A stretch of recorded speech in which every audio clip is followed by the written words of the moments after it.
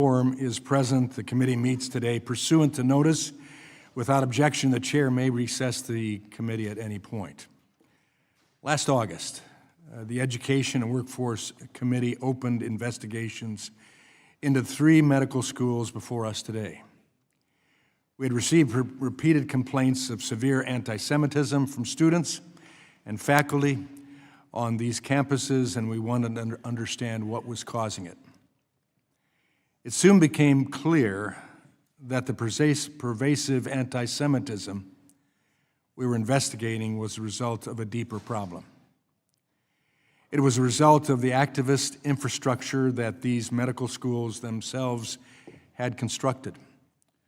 This infrastructure puts people into categories based on race and identity rather than judging people as individuals.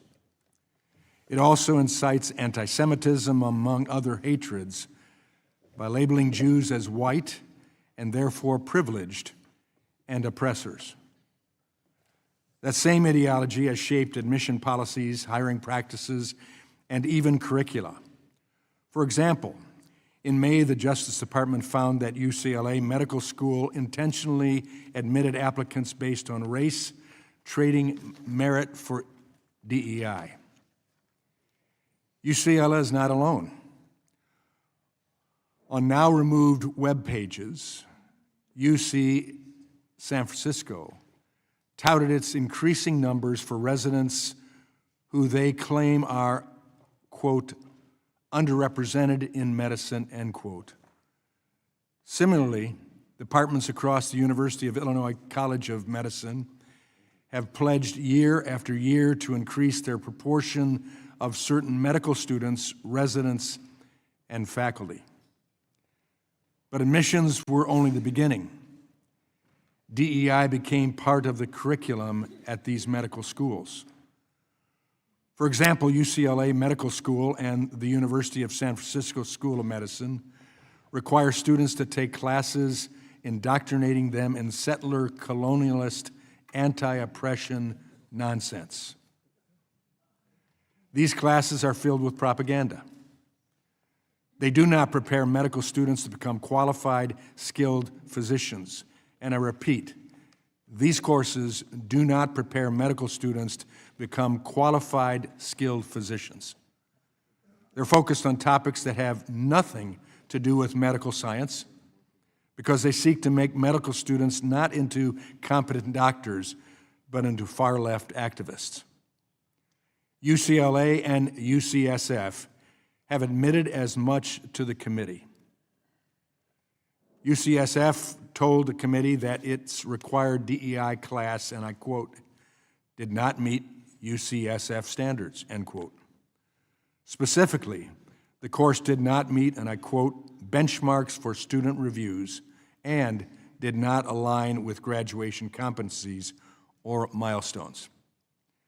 UCLA also told the committee that its DEI course is, quote, no longer offered after a review of the first-year curriculum, end quote.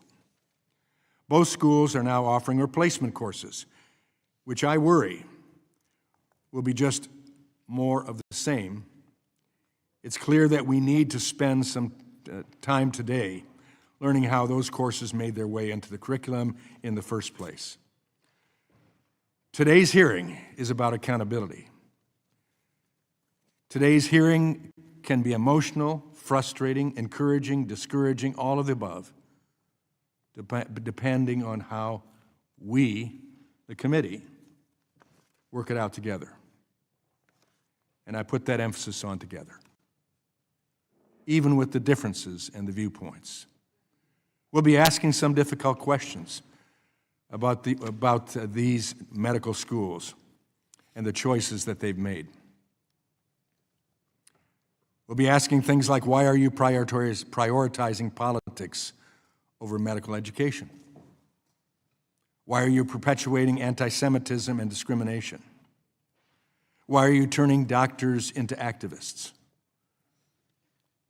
We look forward to hearing your testimony. With that, I yield to the ranking member for an opening statement.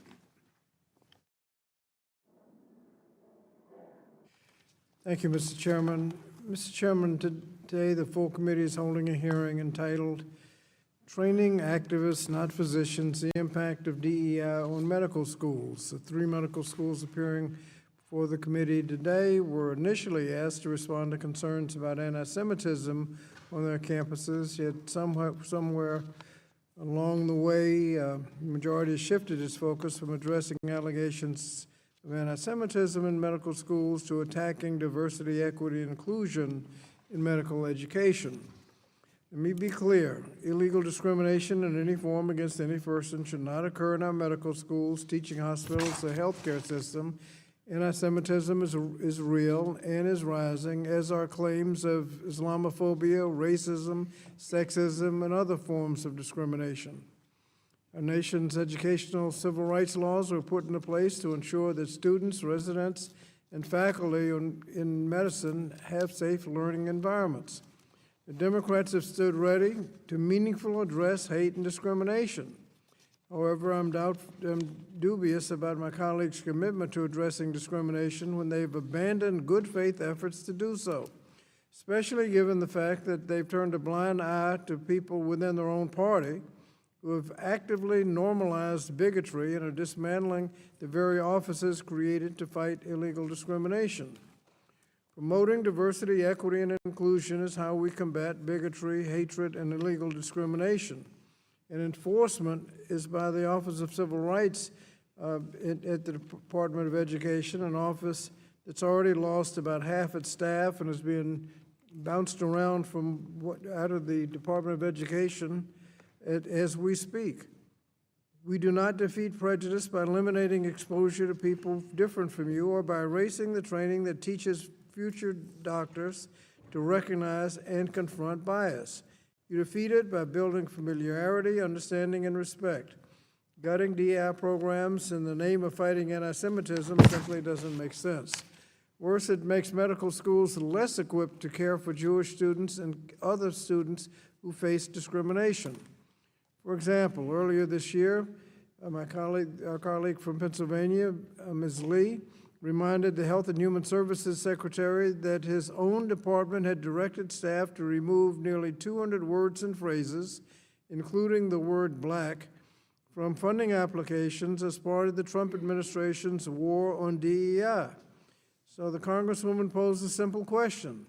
How are we going to solve the black maternal mortality crisis if we cannot say black? She did not get a coherent response.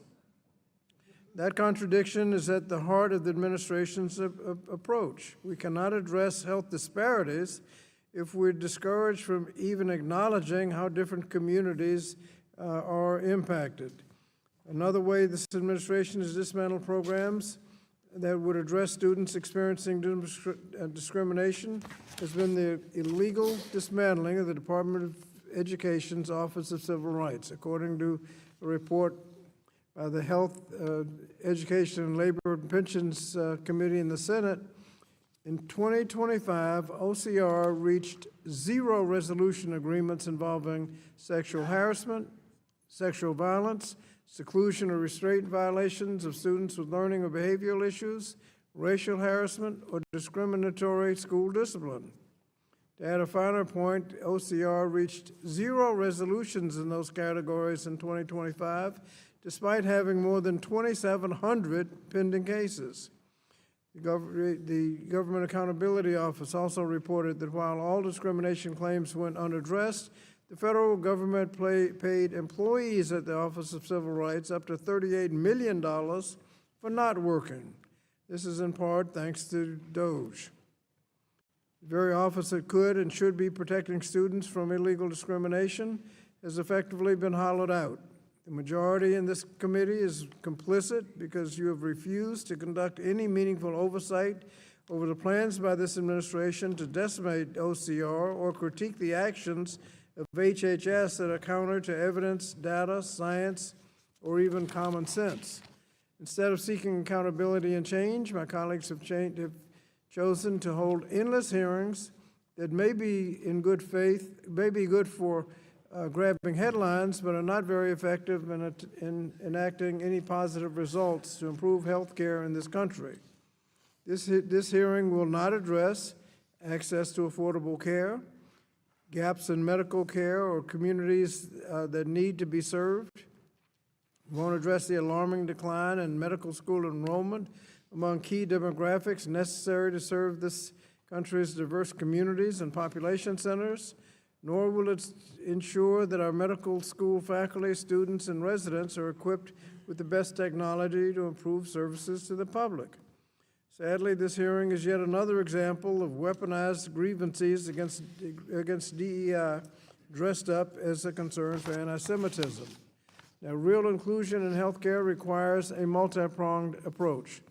First, medical schools should be teaching best practices, which include training future doctors to recognize biases in their field of practice.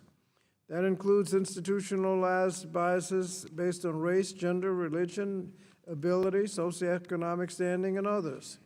Second, the medical school settings must foster an inclusive environment that produces better prepared doctors. You cannot claim credit for the second step if you spent the last 2 years dismantling step one. Healthcare is among America's most diverse workforce sectors. When students entering the field feel safe and respected, they perform better as providers. When patients feel seen, they have an increased trust and can better engage in their own care. Inclusion just isn't fair, it's more effective medicine.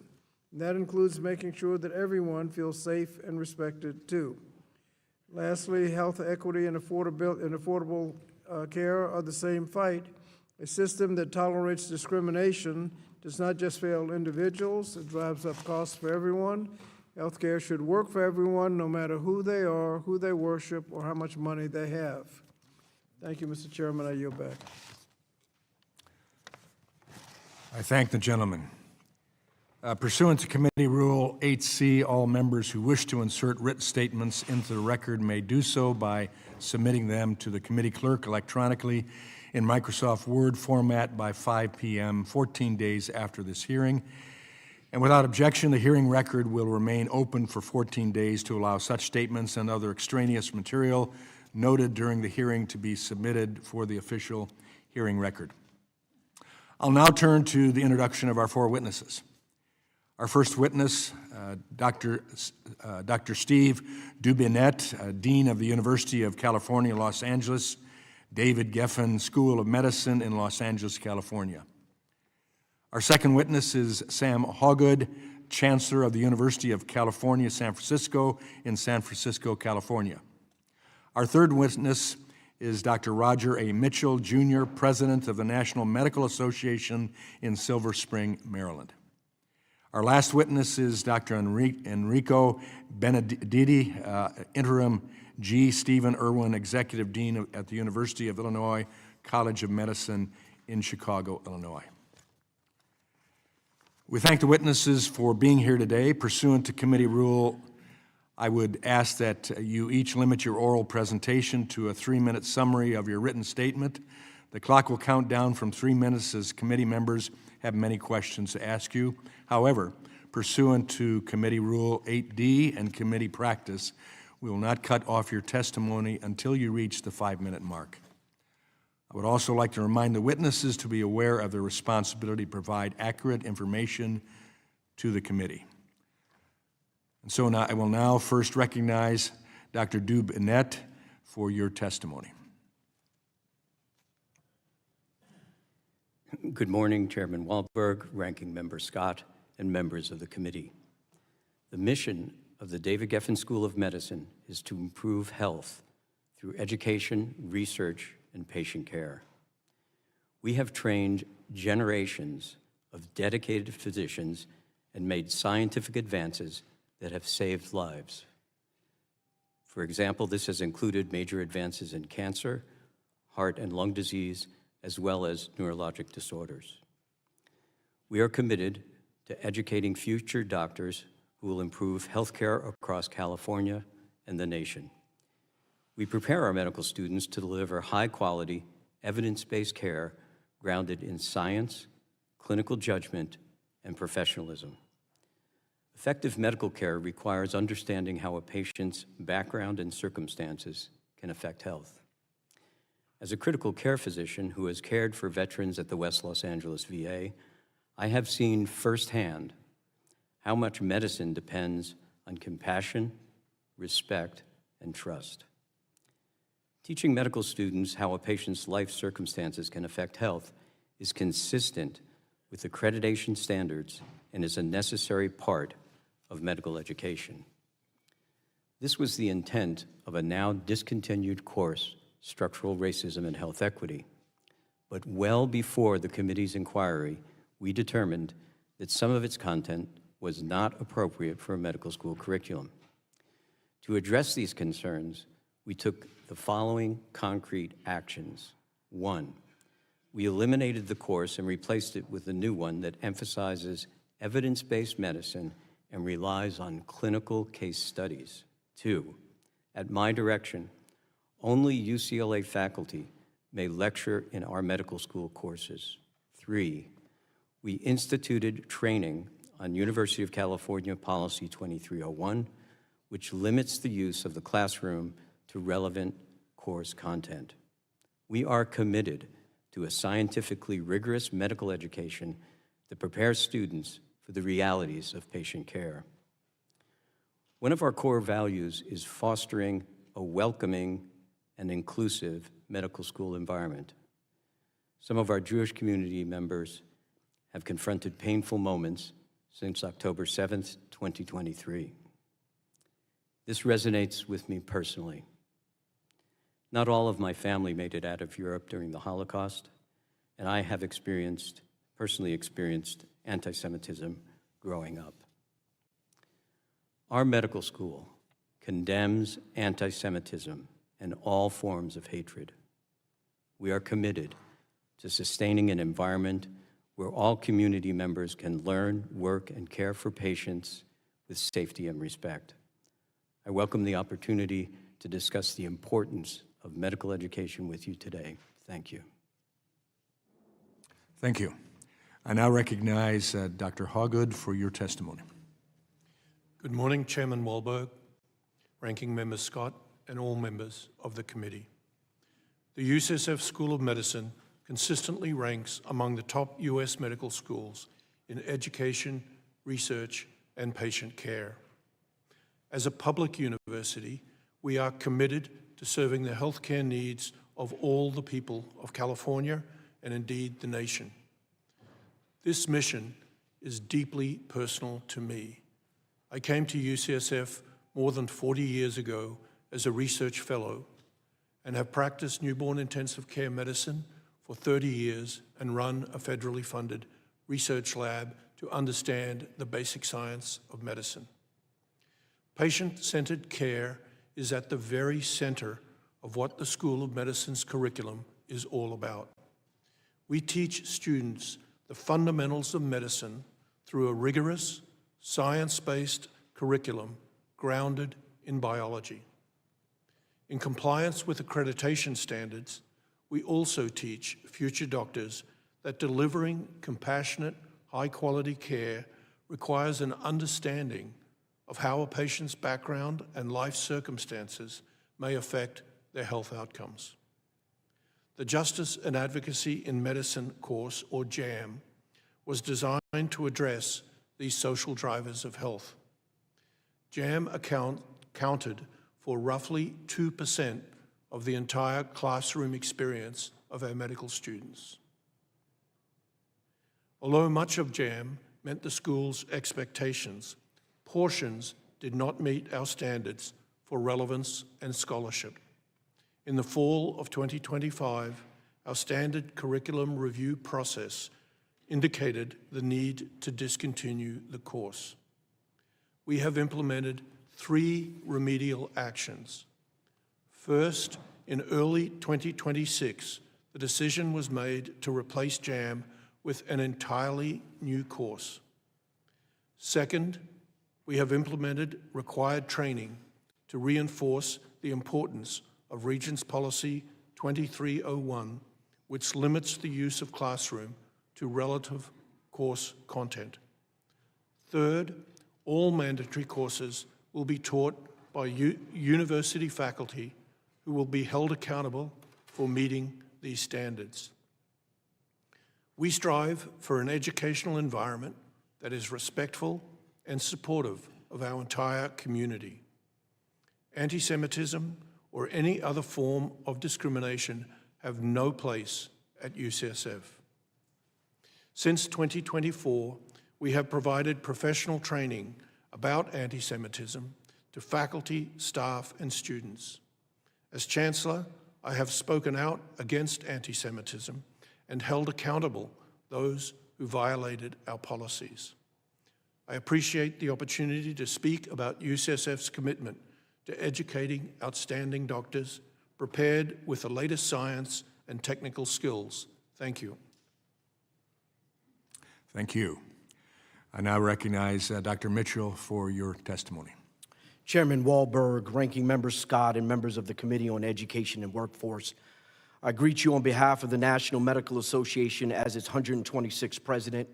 Founded in 1895, we are the nation's oldest and largest organization of Black physicians dedicated to ensuring access for our patients regardless of race, creed, religion, or gender.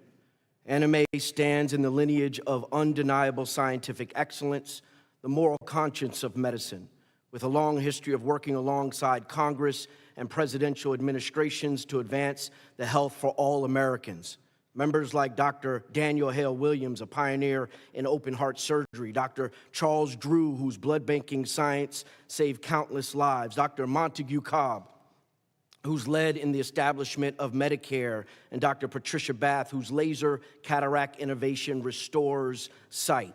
Excellence stands as the legacy of diversity, equity, and inclusion for all of American medicine. Allow me to be clear. Diversity in medical admissions does not lower standards. We need physicians who are able to meet rigorous academic and clinical expectations, mastering anatomy, physiology, pathology, pharmacology, and diagnostic reasoning. In a diverse nation, we also need physicians who can communicate across differences, recognize bias, understand the lived context of illness, and serve rural and urban communities that have too often been marginalized. Effective communication is clinical competency, not political ideology. Diversity as a component of medical education benefits every student regardless of race or gender. The goal is not to replace science with radical doctrine. The goal is to make sure biomedical expertise reaches every patient accurately and with equity. A physician who cannot understand the human experience is not fully prepared for modern medicine. Just as it is important for learners to understand technology and AI in medicine today, so it is for them to understand cultural differences. Lastly, we are now facing a physician shortage. Shortfall of up to 86,000 physicians in 2036. We cannot be mandating racial concordance or supporting separate but equal doctrine of the Jim Crow past. We must expand medical schools, seats, and resident training positions now. But the expansion without diversity will reproduce the same problem it leaves today: access to rural health and in marginalized communities. Diversity must be a central part of a comprehensive workforce policy. So I reject this false choice. We don't have to choose between excellence and equity. We don't have to choose between innovation and inclusion. We must agree that creating an inclusive workforce that can heal every patient, every family, and every community must be our goal. This is a uniquely American value, and together we can strengthen American medicine. So members of this esteemed committee, let me say it again. Diversity in medical school admissions, as content in medical education, and as a component of patient care improves patient safety, quality care, and enhances the physician workforce and improves financial outcomes. On behalf of the National Medical Association, I urge this committee to protect policies and systems that broaden opportunities to strengthen our physician workforce and the future of health of an entire nation. Thank you, and I'm here for any questions that you may have. Thank you. I now lastly recognize Dr. Benedetti for your testimony. Good morning, Chairman Wahlberg, Ranking Member Scott, and all members of the committee. I'm Dr. Enrico Benedetti, Interim Dean at the University of Illinois College of Medicine, a role that I've held since January 2026. Our university mission is to provide the broadest access to the highest level of education and research and clinical excellence. I spent more than 35 years in our College of Medicine as a resident, transplant surgeon, and head of surgery. I've dedicated my career to advancing organ transplantation. The college's primary goal is simple: to train excellent physicians who provide the best care to all patients, regardless of their own background, the background of those they serve.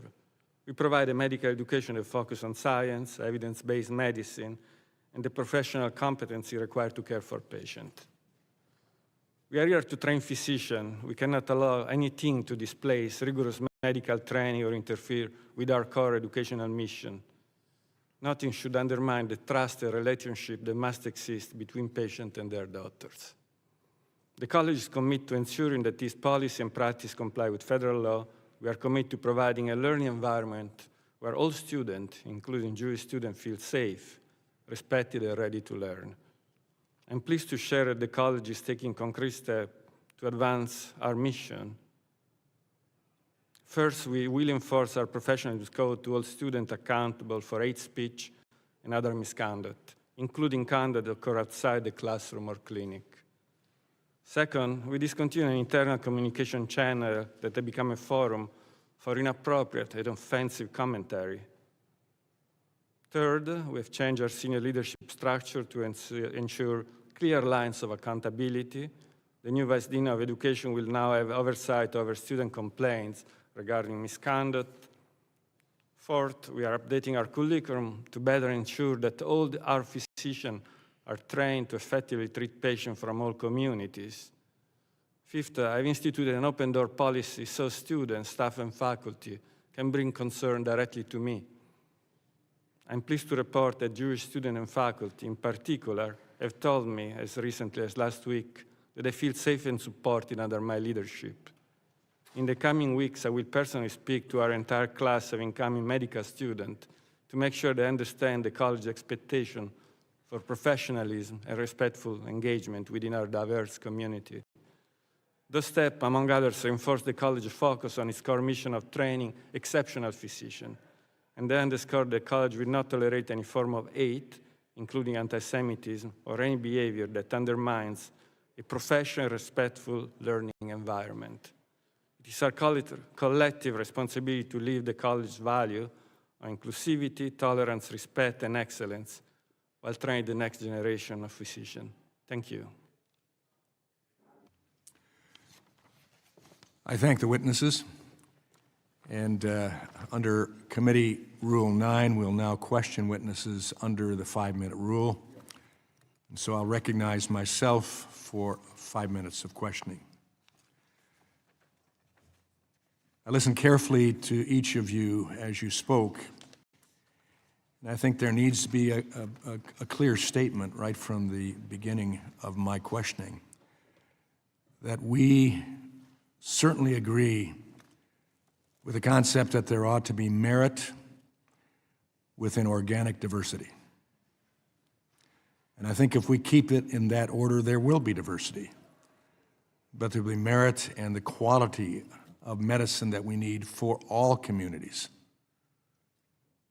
That's our concern. And that is versus merit flexibility with manufactured diversity. That's our concern. I hope that is stated clearly.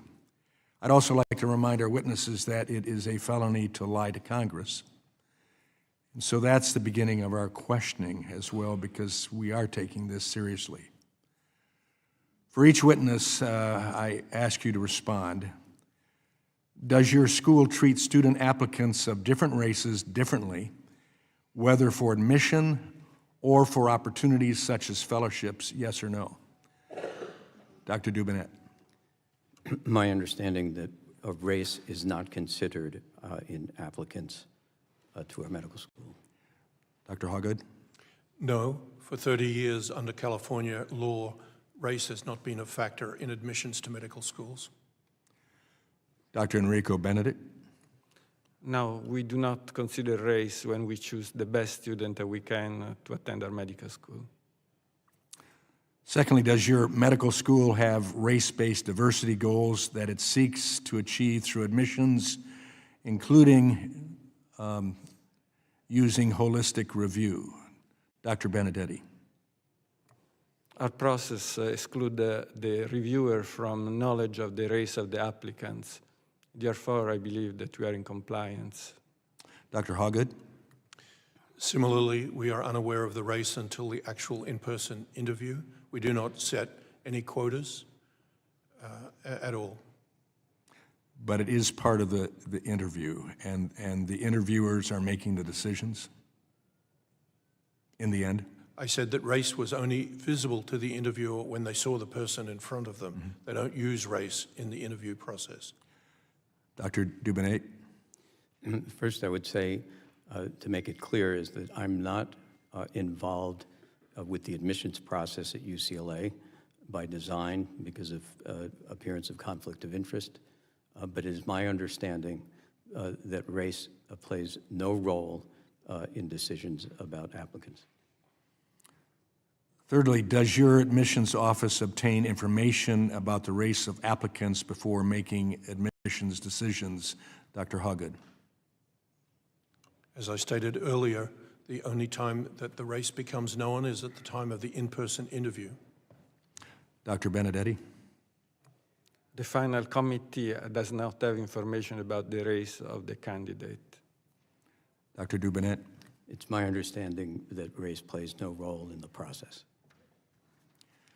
If you had to pick only one thing, such as GPA or MCAT score, what's the best indicator of an applicant's future success in medical school? Dr. Dubinett? There are a broad array of factors that predict success, and certainly MCAT scores and GPAs are important. Dr. Hawgood? Yes, we take GPA and MCAT scores seriously and set a lower boundary below which we do not interview or accept students. It is not the only measure of the long-term professional outcome of our students. Dr. Benedetti? Yes, we do not in any way admit to the committee students that are below a certain academic standard. So we have a limit for the score, the grade point average, and therefore the students are not even considered for the final determination. And finally, does your medical school obtain information about the race of job applicants prior to making hiring decisions? Dr. Dubinett? Not to my knowledge, no. Dr. Hawgood? No. Dr. Benedetti? No. My time has expired. Thank you. I yield back.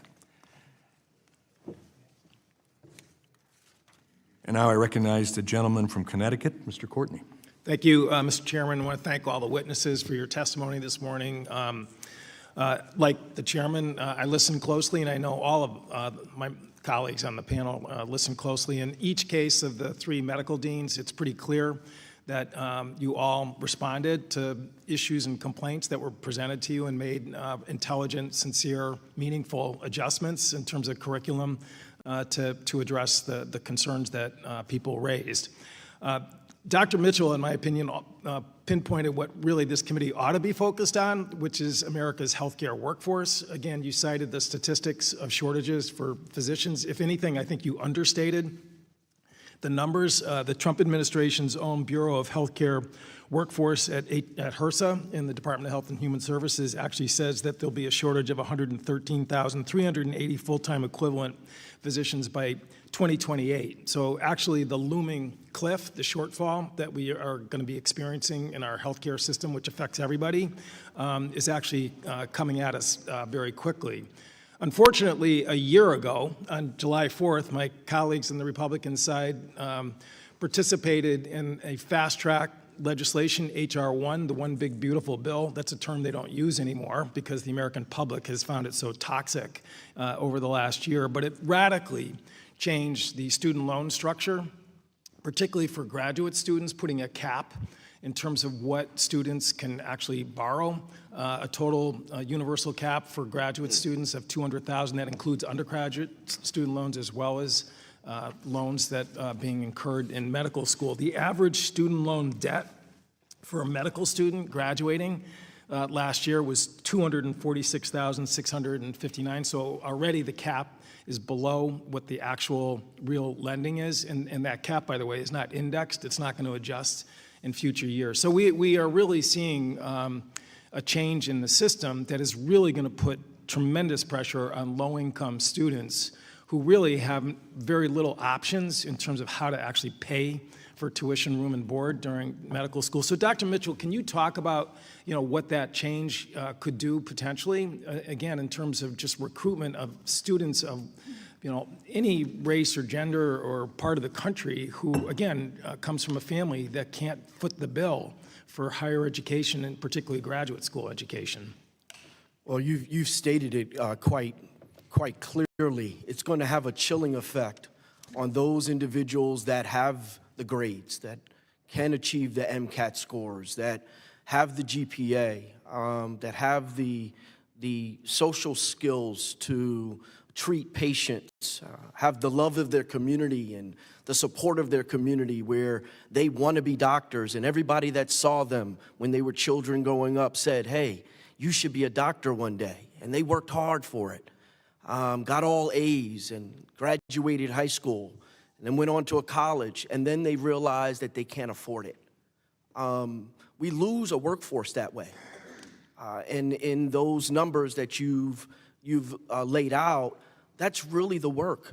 The work is how do we ensure that we widen the pipeline, widen the pathway towards becoming a physician in this country, American-born, American service physicians. That's the work that we need to be working on, and ensuring that there are no barriers to making sure that those can serve in this country. So I think it has a chilling effect, and 2028 is truly around the corner. And we're not even talking about burnout. Right. I mean, a lot of that is from a burnout, physician attrition. We have an aging workforce as it relates to physicians.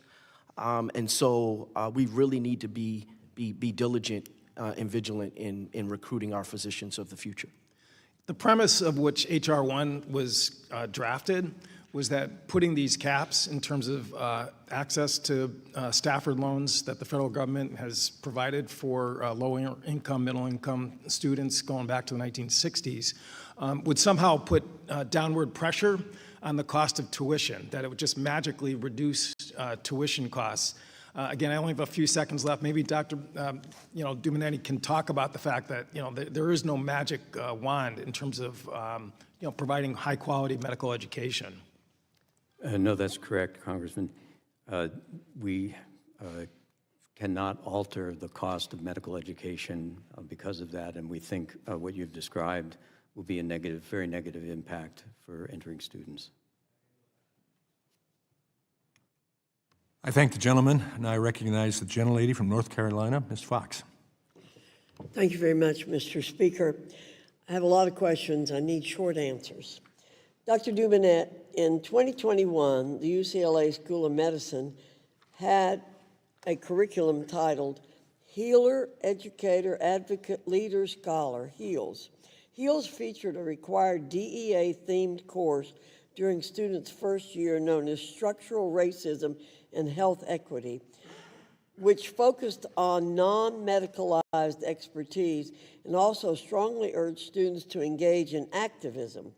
One class session entitled, quote, Colonialism and the Role of Medicine and Race, end quote, included the theory that all capitalism is, quote, racial capitalism.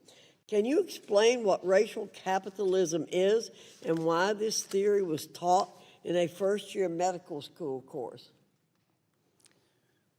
No, Congresswoman. As I stated, this course was stopped long before this committee's inquiry, in that we determined that some of the content was not appropriate for a medical school curriculum. And so, Why was it begun to start with? the intent of this was to address the social determinants of health, which are important and required in medical education. Well, then I'm going to jump ahead. Do you believe the word obesity is a slur? Is the concept of obesity used to exact violence on fat people? No. Well, the UCLA Medical School's required first-year DEA class taught both claims in a required reading. Do you still do that? The course has been eliminated. Okay. Well, can you explain how teaching first-year medical students about colonialism and race helps them provide the best health outcomes for their future patients? Our goal is to have a content that is scientifically based, clinically relevant, and important for the realities of patient care.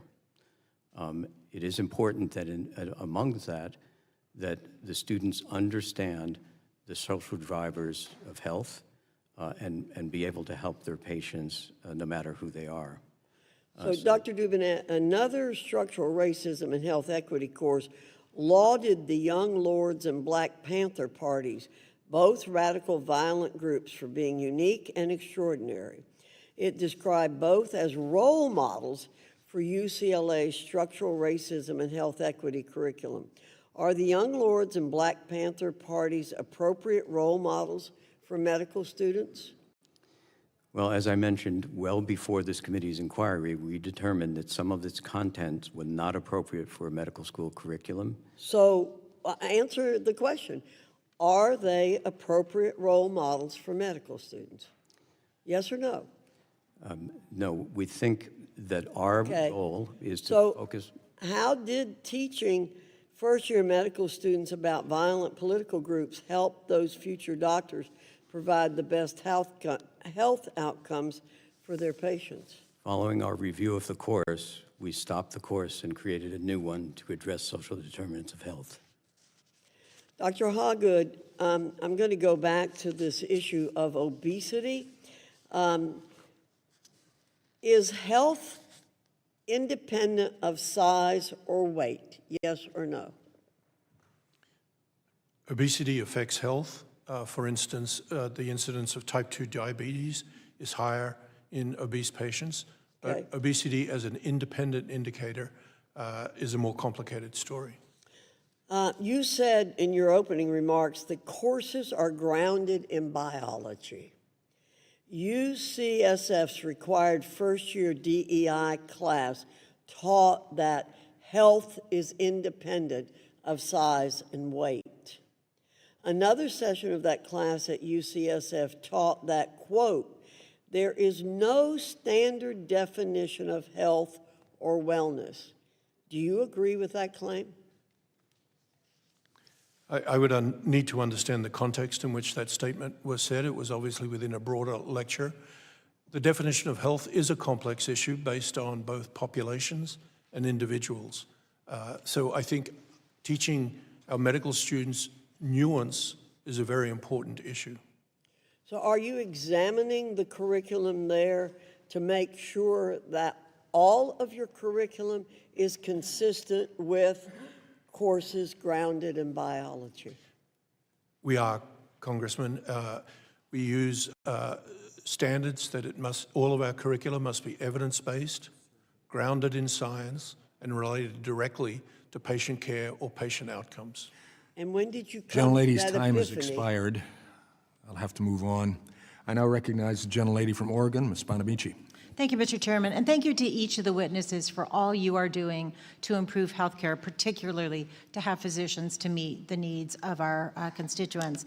I'm trying to figure out what we're doing here today. I just want to comment on what Mr. Courtney talked about. We should be discussing breaking down barriers to access to higher education. That would be a conversation worth having.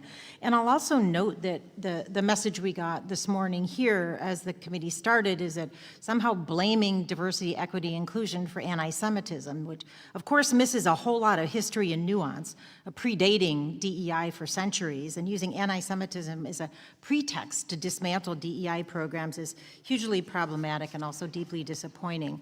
We're at a pretty critical time in American healthcare right now. I just have had conversations at home about concerns that are across the district I represent in Oregon, particularly about the Medicaid cuts. That's what we should be talking about today.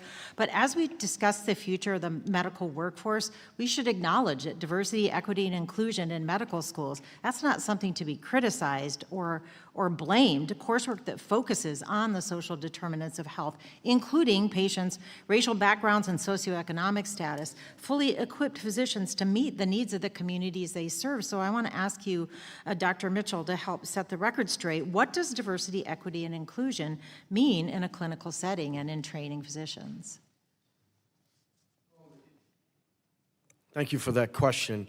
I'll give an example. I have a colleague, his name is Dr. Ed Chapman. He works here in Washington, D.C., right on Benning Road. He was educated at Howard University, and he treats those men that are suffering from substance use and abuse. He treats them with buprenorphine.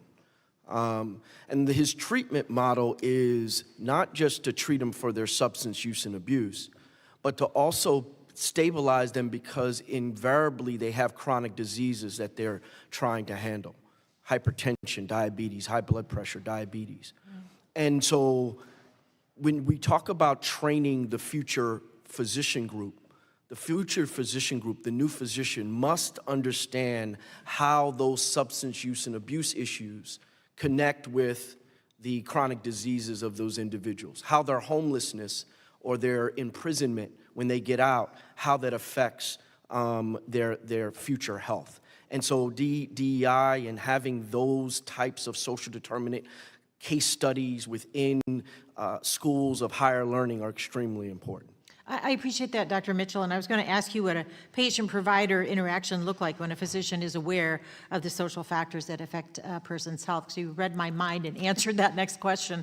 But I want to move on and say, Dr. Mitchell, the majority's title for this hearing suggests that diversity, equity, and inclusion in medical schools are somehow compromising physician training. Have you heard anything here today that supports that conclusion? And I wonder if you could talk about how, in fact, diversity, equity, and inclusion in medical schools actually strengthens physician training.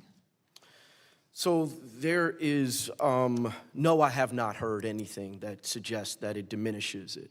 Again, I think the chairman has laid out that getting into medical school admissions based upon proper biomedical scores, the ability to be a physician and be able to absorb that information is critically important and is at baseline for all of the institutions that are here today. Now we have to treat the actual patient, and that actual patient is showing up differently. They're showing up as the rural farmer that has a substance use issue. They're showing up as the black woman professional that is pregnant. And if we don't understand the human condition as physicians, trained physicians, then it's hard to treat that particular patient and the population that they come from. I appreciate that. We heard that reference this morning in Ranking Member Scott's remarks about how you can't address Black maternal health if you can't say Black. I mean, it's just the expectations that this conversation is that we're having today is completely unrealistic with our population and the needs of our population. And again, dismantling DEI programs and coursework in medical education would compromise patient safety and physician quality. And if our goal goal should be to have the highest standard of healthcare for every American, regardless of their zip code, race, or background. We must defend, not condemn, diversity in medical training. I thank you all for the work that you're doing in your communities. I hope that we can get back to having conversations about how we improve healthcare in this country, not micromanaging what your students are learning. Thank you again for your work, and I yield back. I thank the gentlelady, and I recognize the Subcommittee Chair of Health, Employment, Labor, and Pensions, the gentleman from Georgia, Mr. Allen. Thank you, Mr. Chairman, Chairman Wahlberg, and this is an important hearing. Obviously, this country is celebrating 250 years, and of course, that 250 years is based on merit, hard work, and certainly education. And we built an incredible healthcare system in this country on that basis. The Constitution also guarantees lots of liberties, freedom. And Dr.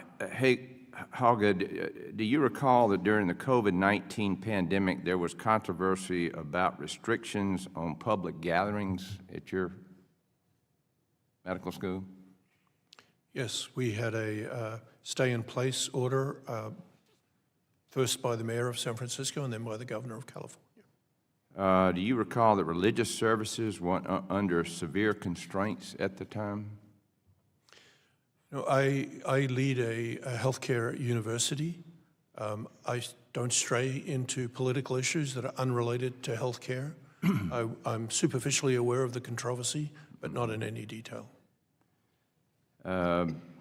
Are you aware in 2020 that UCSF School of Medicine appeared to sign an open letter supporting the large-scale Black Lives Matter protests during this time? UCF's current Executive Vice Chancellor and Provost, Catherine Lucy, also appeared to sign on to this letter by name. Did UCSF make any statement at the time about the need to also relax restrictions on other gatherings?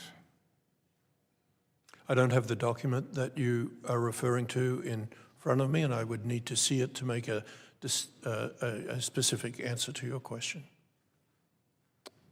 Well, I hope you can see why the average American would lose trust in medical institutions like yours when they discover that these institutions are calling for one set of rules for one political group, but another set of rules for church services. Without the documents, I can't make that connection. When you get briefed on this, I think an apology from your institution will be in order.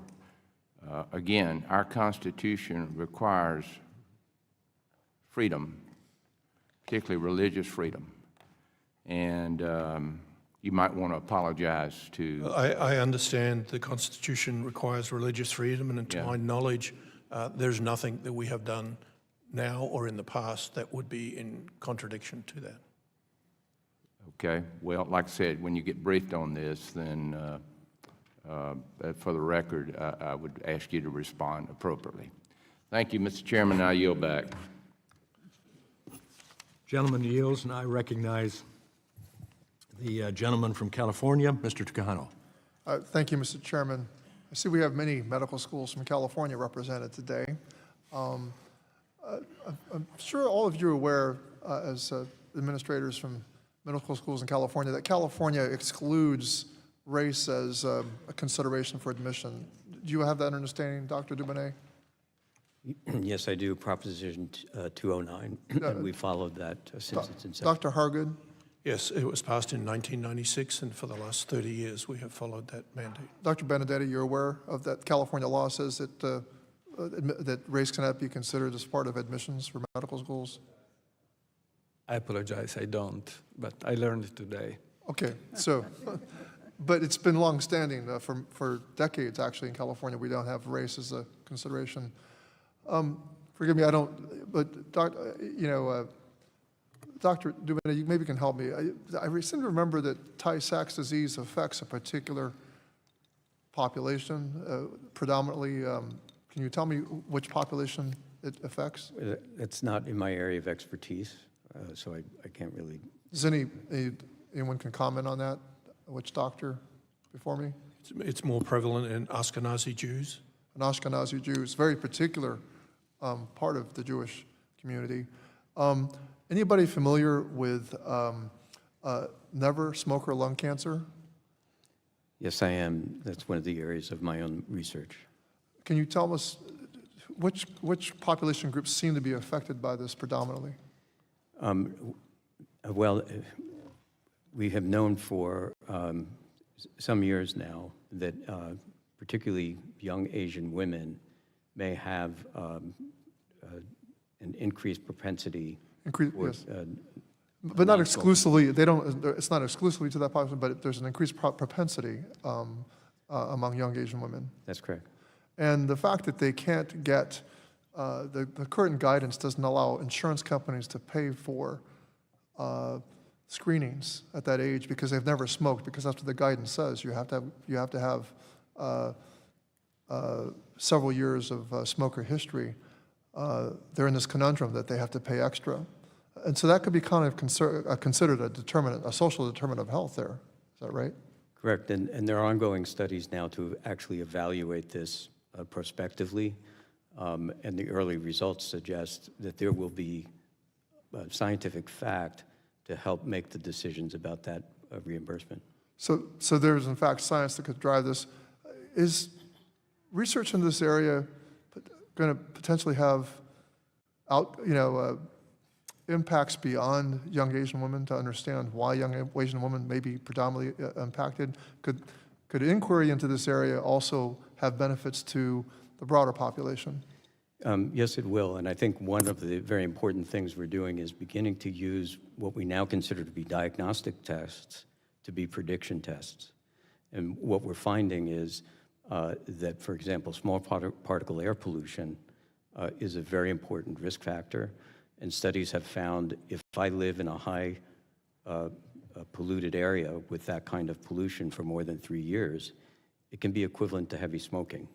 And I'm sorry to say that 7 of the top 10 cities with small particle air pollution in the country are in California. So I'm also hearing stuff about young people. There's a troubling trend among young people getting cancer. So it's not young Asian women I'm talking about, but young people in general. Does it cut across all races? Yes, we're finding that we need to learn more about the genetic underpinning of early cancer in younger people. And all of that is actively under investigation. I'm hopeful that we'll be able to use the new tools that are being developed to predict risk in a way that we would be able to treat risk, sometimes called prevention, but I call it treating risk because prevention has not worked out well because of the inability to discern risk at a high level. So it is a case in California that race is excluded as far as admission to medical school, but it turns out that being able to say young Asian woman, to be able to say young people, to say this particularly affects women, to say this affects Ashkenazi Jews in particular, that these are very important things to be free to talk about and to be able to write and grant applications. Would you agree with me, Dr. Dubinett? I do. Dr. Hawgood? I do. Dr. Mitchell? Yes. Dr. Benedetti? I do. I wish I could talk about sickle cell anemia. I wish I could talk about all different forms of very specific medical conditions that require diversity, equity, and inclusion, and not an attack on them. I yield back. The gentleman yields. I now recognize the gentleman from Utah, the subcommittee chair in higher education and workforce, Mr. Owens. Thank you. Thank you so much for this. I think it's important as we go through this to highlight the historical need for this committee's hearing. It's exciting to see that we're making changes. The goal is, though, we should have a test of time that never do we get here because of pressures from non-scientific sources. And with that being in mind, I do want to highlight that we are going to, we're trying to make sure we don't go back to this ever again. Let me just say this, I believe the most important consideration for the student in medical school is medical competency in achieving good health outcomes. Time spent in medical school focusing on subjects that do not improve patient outcomes not only is a disservice to the student, to the potential doctor, but it's dangerous depending on the, for those depending on the medical knowledge and expertise of these future doctors. Doctors Hawgood and Dubinett, I'm sorry if I messed that up. Would you both agree that medical science knowledge is the most important competency for medical schools to impart into the students? Yes or no? Yes, we are very focused on the scientific basis of medicine. I would repeat that the course that we are discussing represented less than 2%. Okay, I just want a very quick yes or no because I have a couple questions here. I agree with my colleague. Okay. Dr. Dubinett, did UCLA's Structural Racism and Health Equity course prepare students for licensing exams, yes or no? Not that I'm aware of. Okay. Dr. Hawgood, good. Did UCFS Justice and Advocacy and Medicine course prepare students for license exams? There were no grades given in that course, so it had no influence on the But the course was given then? Okay. Sorry? The course was given then, I'm correct? The course was given, it has been discontinued. Okay. For both of you, were all the sessions and the classes I just mentioned based on peer review evidence? Sorry, go ahead. We evaluated the course, and based on our task force examination of the results, we eliminated the course and began a new course in its place. Okay, good. The lack of evidence base was one of the reasons the course was discontinued. Okay. I would like to make the point, though, we're treating the course as a holistic issue. There were classes in the course that were concerning.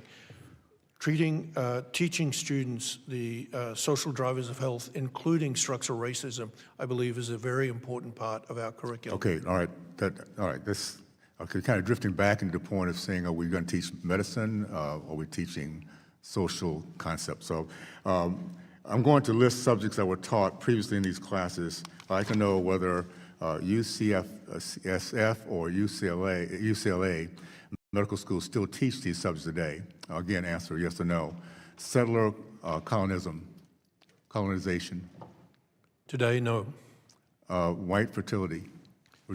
Today, no. Both of you? No. Okay. Fat phobia. I'm not aware that that was in our curriculum, but we certainly don't teach it today. Okay. No. We talked about this earlier, the Black Panther Party. And we're talking about medical school, by the way. I just want to make sure I reemphasize that again. The Black Panther Party, is that still being taught? No. Queer liberation. We teach LGBTQ health-specific issues in our course, and we'll continue to. Not necessarily using that particular term. The same thing applies for UCLA. Prison abolition.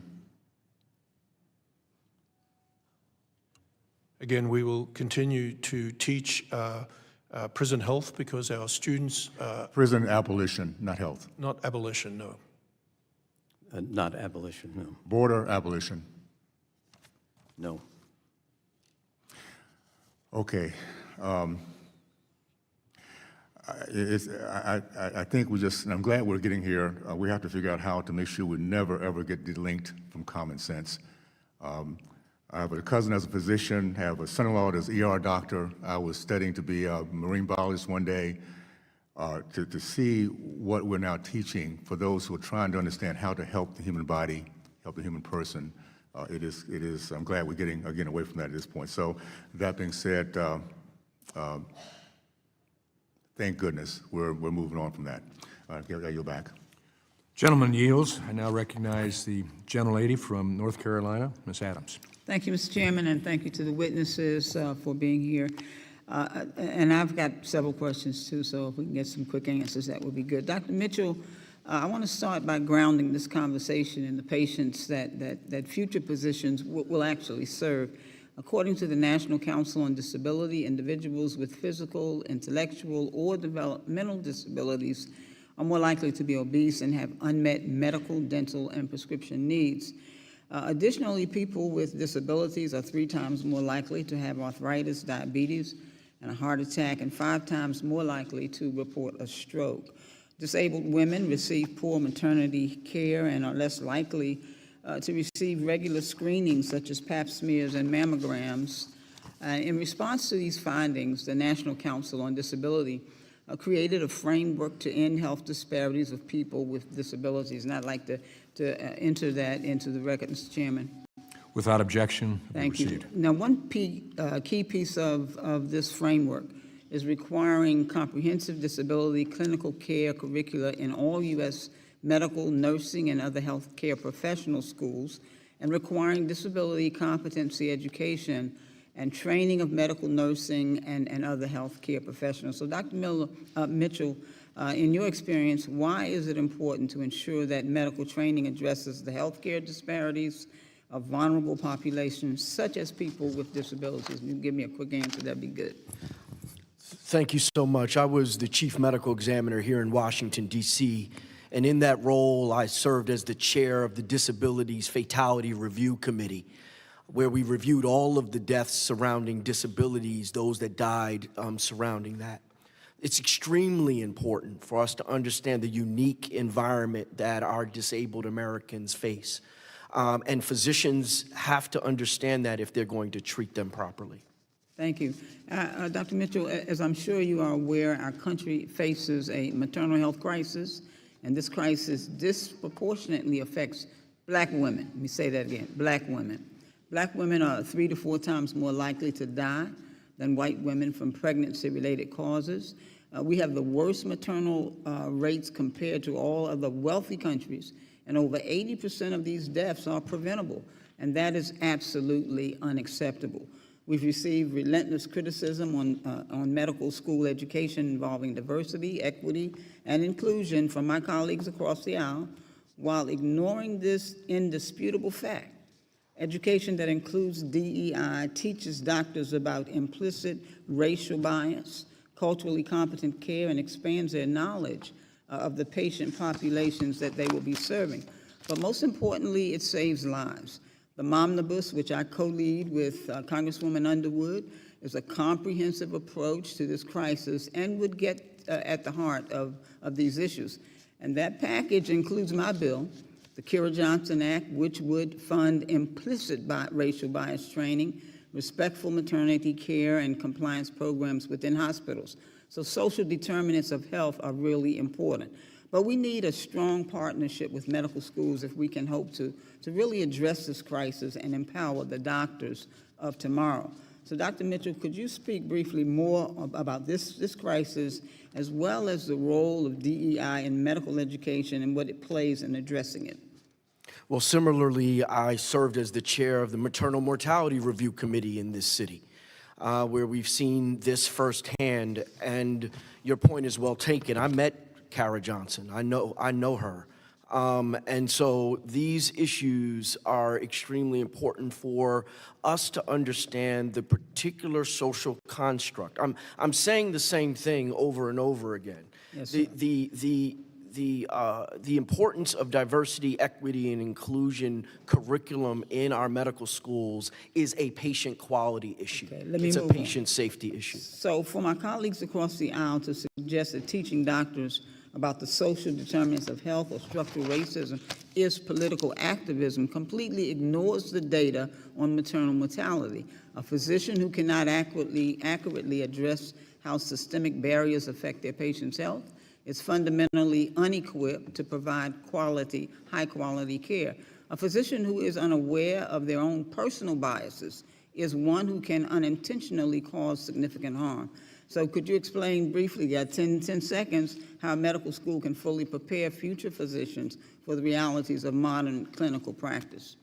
Through skills-based cultural competency curriculum. Thank you, sir. I yield back, Mr. Chairman. I thank the gentlelady. I now recognize the gentlelady from Illinois, Ms. Miller. Thank you, Mr. Chairman. The Hippocratic Oath states that physicians will, quote, do no harm or injustice to their patients. Unfortunately, many medical schools have abandoned this oath, not only by advocating for abortion and child mutilation, but also by allowing political activism into the exam room in the form of DEI and anti-Semitism.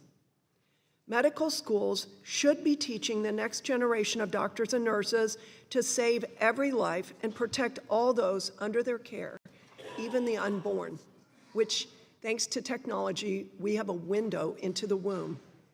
They are babies. This committee will continue to investigate these schools to ensure they are complying with federal law and reserves the right to withhold funding from any institution in violation. Dr. Benedetti, the University of Illinois College of Medicine is one of the largest medical schools in the country. And with that, you have a profound responsibility to properly train our next generation of providers. Has UICM complied with President Trump's executive orders to eliminate federally funded DEI programs? We, in personal... Yes or no? Have you complied? To my knowledge, we did everything we could. UICM affirmed that it will, quote, I quote you, not react preemptively to actions made by the current administration, insinuating that the medical college does not intend to comply with directives issued by this administration. Also troubling Dr. Benedetti, it appears that DEI has not left UICM. On your school's About page, clear as day, it says, and I quote, at the University of Illinois College of Medicine, we are committed to diversity and inclusion. We have a number of programs and initiatives in place to promote diversity and inclusion. It's clear that UICM is just hiding the fact that DEI is still its core mission. Dr. Hawgood, UCSF's classroom guide titled Framework for Gender and Sex Concepts in Teaching advises against using the term pregnant women. Instead, it says to use pregnant people. Who are pregnant people compared to pregnant women? Just curious. So that is a part of a curriculum to help our students who are facing a wide diversity of patients. Of course, the vast majority of pregnancies are in women, and I have absolutely no problem with using the word pregnant women. I use it myself. Has a non-biological woman ever had a baby? A transgender person can. That's not a biological woman. Has a non-biological woman ever had a baby? I would No, reiterate, it's ridiculous. we take care of transgender patients. Dr. Hawgood, the UCSF guide I mentioned earlier also advises using a child's self-reported gender identity even if it conflicts with the parent's wishes. Say a 7-year-old boy comes into your doctor's office and reveals he believes he's a girl. Is UCSF advising physicians to explicitly violate parents' moral values and have the doctors address this boy as a girl? Our programs are consistent with federal and state law. We undertake comprehensive psychological and mental health evaluations and work with the parents on these issues. Okay, and I hope that you are consistent with the law because, like I say, we reserve the right, we have the right to withhold funding from any institution in violation. Lastly, Dr. Dubinett, a required course at UCLA Medical School, advises OBGYN students not to, and I quote, assume gender identity. Okay, from another class in May of 2026, it included a disclaimer that while it uses the term she and women, it does not intend to exclude, and I quote, those who have a uterus but do not identify with these terms. What does that even mean?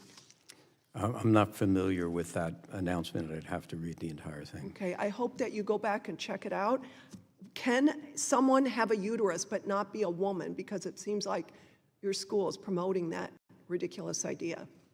I think, again, as Dr. Hawgood has described, we're treating transgender people, but we're doing that in compliance with state and federal law.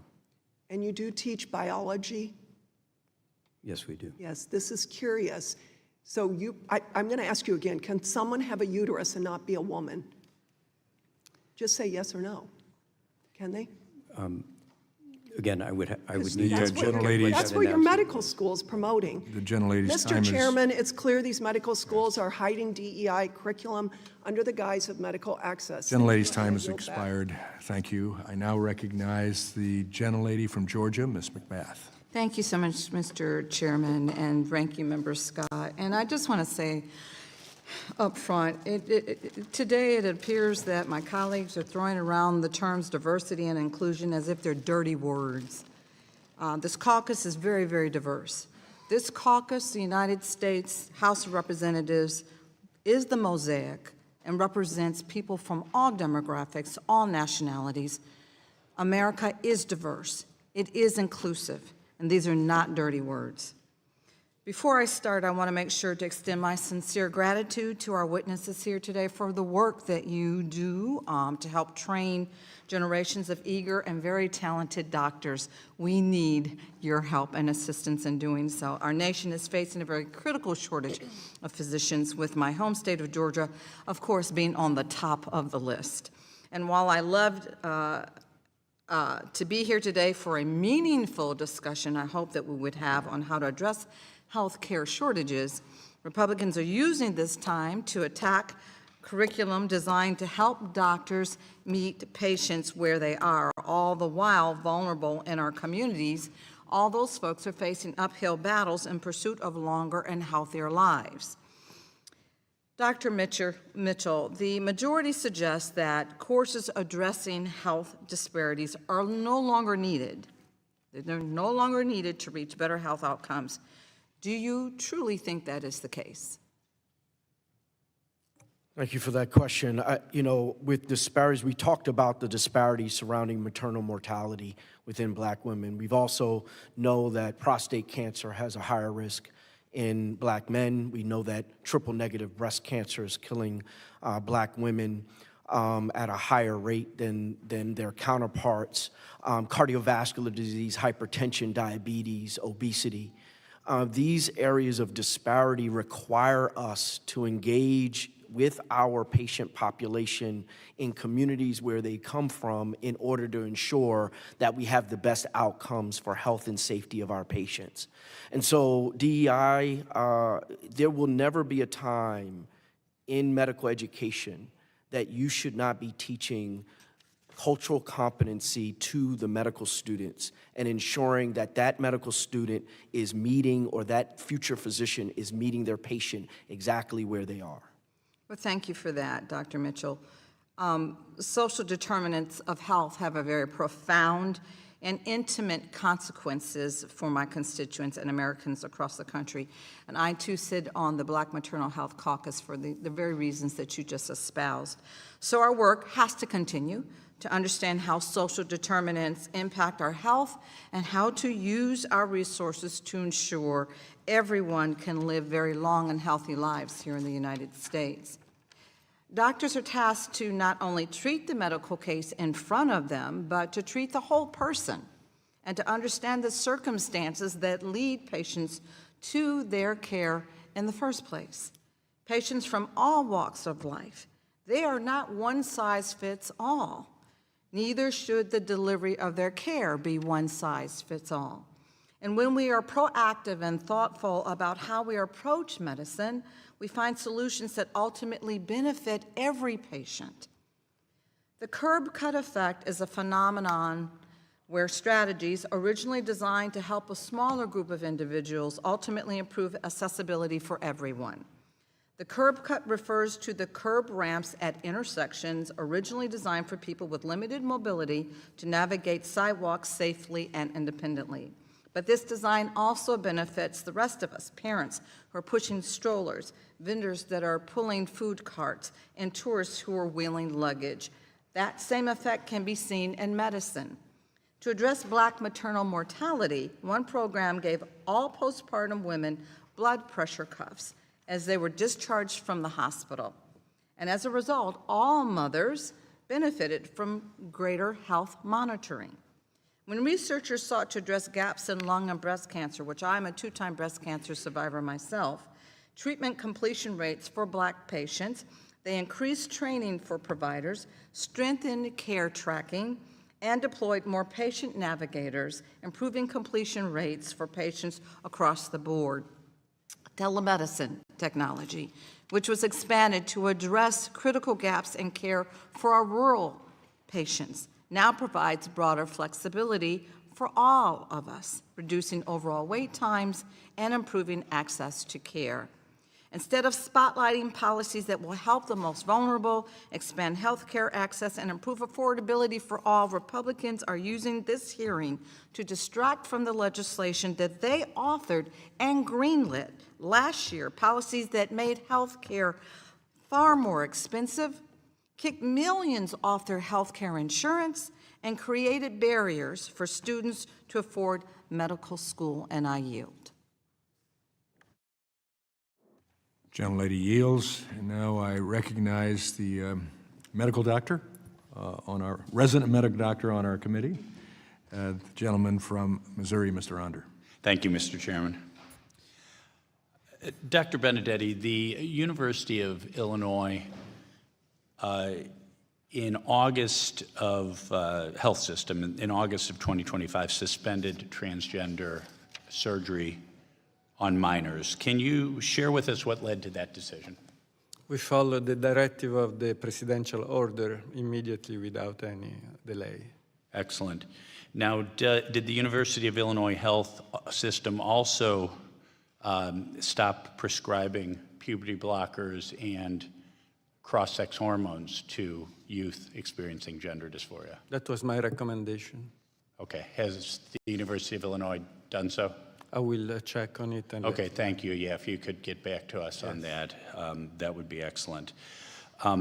Because yes, I think we knew about pausing surgeries on minors, but it is equally critical to end puberty blockers and wrong sex hormones in these children, and that was also the subject of executive action by the president very early in his term. In fact, in doing so, and I commend the University of Illinois, at least in pausing the surgeries, because we know these procedures can cause long-term irreversible effects. The girl who has her breasts removed will never be able to breastfeed her children.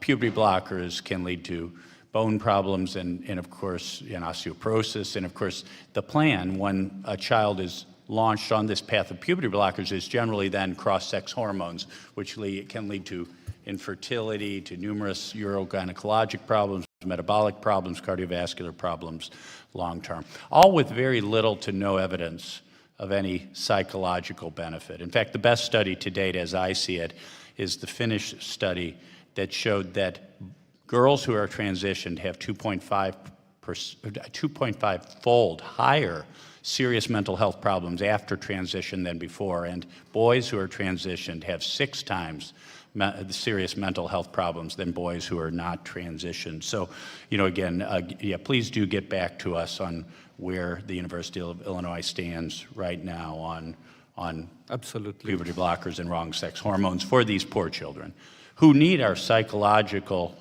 and emotional support. Often they're victims of abuse. They're children on the autism spectrum. They have depression. They have anxiety. They need support, and they don't need to be permanently mutilated. Dr. Hawgood, the University of California, San Francisco offers a clinical rotation for residents and students on, quote, transgender medicine, where learners are placed at a transgender clinic that provides cross-sex hormones. Your website boasts that the program teaches medical students to prescribe cross-sex hormones and refer for transgender surgeries. Does this training program instruct, does this training program instruct medical students and residents to do these things and to make surgery referrals on minors? The program doesn't instruct medical students or residents to do anything. It teaches them transgender health. Roughly 1% of the American population is transgender, and we take it as a strong responsibility to provide the best possible health care. And from your website, this talks about transgender, but it doesn't talk specifically about pediatric and adults. Is it pediatric and adult both? We have transgender programs for both pediatrics and adults. We do not do surgery under the age of 18. Okay. And we abide by federal and state law, as well as the recommendations of 35 professional associations in North America. Well, then you are ignoring the HHS, you are ignoring the UK, you are ignoring Finland, ignoring Sweden, ignoring... It's not a program that I am an expert in. Okay. But those clinicians that focus on this area are continuously evaluating international literature in this field. But you are involving medical students. I'm sorry, my eyesight is, okay. even with glasses, is not very Okay. good. But your transgender clinic does continue to give puberty blockers and wrong-sex hormones to children. Correct. Okay, that is in violation of federal law. Not law.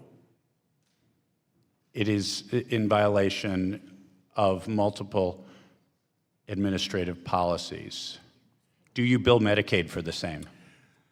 It is my understanding that CMS... Gentleman's time has expired. Thank you, Mr. Chairman. I now recognize the gentlelady from Connecticut, Ms. Hayes. Thank you to all of our witnesses for testifying today. This hearing follows a pattern of Republicans attacking diversity, equity, and inclusion initiatives on this committee. And I can't help but notice that once again, San Francisco, a representative from San Francisco is at the dais to respond to curriculum decisions made in that part of the country. Studies have shown that addressing racial disparities in healthcare reduces both health disparities and improves outcomes in all populations. I have to tell you, I had prepared questions, but I couldn't write fast enough as I was listening to my colleagues question the witnesses. I am incredibly disappointed that as academic deans, you could not immediately answer the question about teaching colonialism in healthcare. Teaching colonialism directly addresses the systemic roots of healthcare inequities. It exposes how historic power structures dictate who receives quality care. It's important for future doctors to have that education to recognize how that historic legacy promotes biases and negatively impairs outcomes. That's why you teach colonialism in healthcare. I am equally as disappointed to hear that we have deans from California universities specifically who can't immediately say that the Black Panther Party was central to healthcare discussions. No matter how you feel about the Black Panthers, they pioneered community-led health equity. They viewed health as a human right. They treated medical care as grassroots advocacy and opened up people's free medical clinics in the 60s and 70s. That would be the reason why that discussion would be introduced in medical programs. They have a lasting impact on the medical profession, on things like preventive care and screenings, sickle cell advocacy, on medical distrust and structural racism, things like historical medical experimentation, the Tuskegee experiment. I'm not a medical dean. I haven't gone to medical school, but that would be the reason why those conversations would come up in a medical program. It's very simple. So to come before this committee, and I feel like witnesses get intimidated by some of the questions, that would be the reason why we have those discussions, so that medical professionals are properly trained and prepared for the communities that they will encounter. Dr. Mitchell, just really quickly, yes or no answers, just yes or no. I heard Dr. Dubinett, I'm sorry if I said your name wrong, talk about decisions are based on evidence-based medicine and clinical studies. Is this a political statement? Type 2 diabetes impacts the Black community. No. Is it a political statement that sickle cell impacts the Black community? No. Is it a political statement that prostate cancer is more aggressive in Black men? No. Is it a political statement to say that Black individuals are 3 times more likely to die from asthma-related conditions?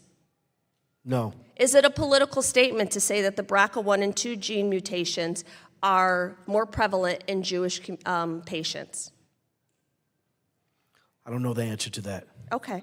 Is it a political statement to say that Tay-Sachs disease is more prevalent in some Jewish patients? No. I think you're making my point. We need diversity, equity, and inclusion in both the teaching of medical students, the diagnosis, the evaluation, all of these things, because I've heard many of you say, this is not my area of expertise. This is not my area of research. I don't know the answer to that. And that's an honest answer, and it's important. No one has all the answers to everything, which is why we need a more robust education experience, which is why we need to train and make sure that doctors are specifically prepared for the populations that they will encounter.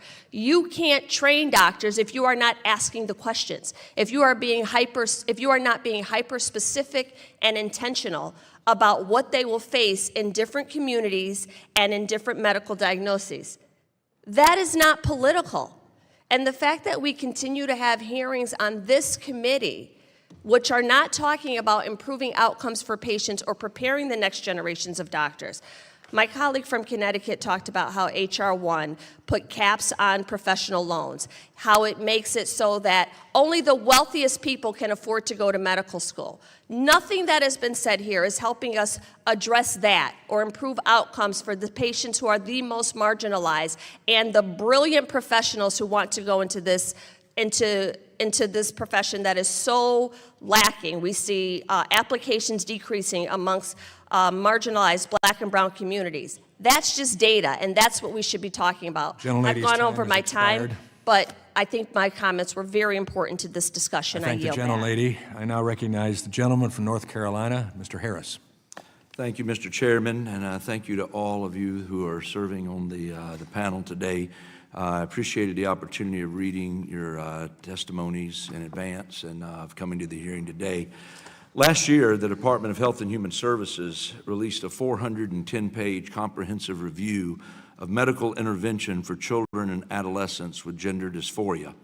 This report notes an increased reliance on so-called gender-affirming care as the treatment for children questioning their sex despite known health concerns, including infertility, adverse effects on bone health and cardiovascular function, and negative impacts on brain development. Along with HHS's report, we've seen the American Medical Association and the American Society of Plastic Surgeons actually shift from their earlier positions by issuing updated guidance, clarifying that the evidence for surgical interventions in minors is insufficient. Following HHS's report and position changes by large medical associations in the United States, I've got several really just yes or no questions for the medical school deans that we have sitting here before us today. So if you don't mind, if you'll indulge me with yes or no to these questions. Regarding sex trait altering surgeries on minors, does your medical school teach that these procedures are ever appropriate? And I'll start with Dr. Dubinett, yes or no? To the best of my knowledge, we do not. Okay. Dr. Hawgood? We do not provide surgery under the age of 18. Okay. Dr. Benedetti? We do not provide surgery under age 18. Okay. Does your medical school offer these procedures through its own clinics to minors? Yes or no? Dr. Dubinett? To my best of my knowledge, no. No. We do not offer surgery. You do not. Benedetti? Not to my knowledge. Okay. Has your hospital or medical school ever offered these procedures to minors? This is not within my area of jurisdiction in the health system, but I actually don't know the answer to that in the historical past. Dr. Hawgood? I also would, if you're saying ever, I would need to confirm the answer to that. Okay. And Dr. Benedetti? We did perform before the presidential order. We stopped after the presidential order. Oh, okay. So another one, has any provider at your hospital or medical school ever referred or provided letters of support or recommendation for minors for these procedures to other entities? Dr. Dubinett? I have no knowledge of that. Okay. Dr. Hawgood? I also don't know the answer to that question. Okay. And Dr. Benedetti? Not to my knowledge. Okay. Also for the record, in your view, are sex trait altering surgeries for minors ever medically necessary? Dr. Dubinett? This is not within my area of expertise, and UCLA has, as far as I know, has completely stopped doing surgeries for minors. Okay, Dr. Hawgood, in your view, are sex trait altering surgeries for minors ever medically necessary? My view is not relevant here because I'm not an expert and I don't treat these patients, but our policy is not to offer these procedures under the age of 18. Okay, and Dr. Benedetti, to you? Yeah, we don't offer this procedure, and of course, I'm not an expert of it. Okay.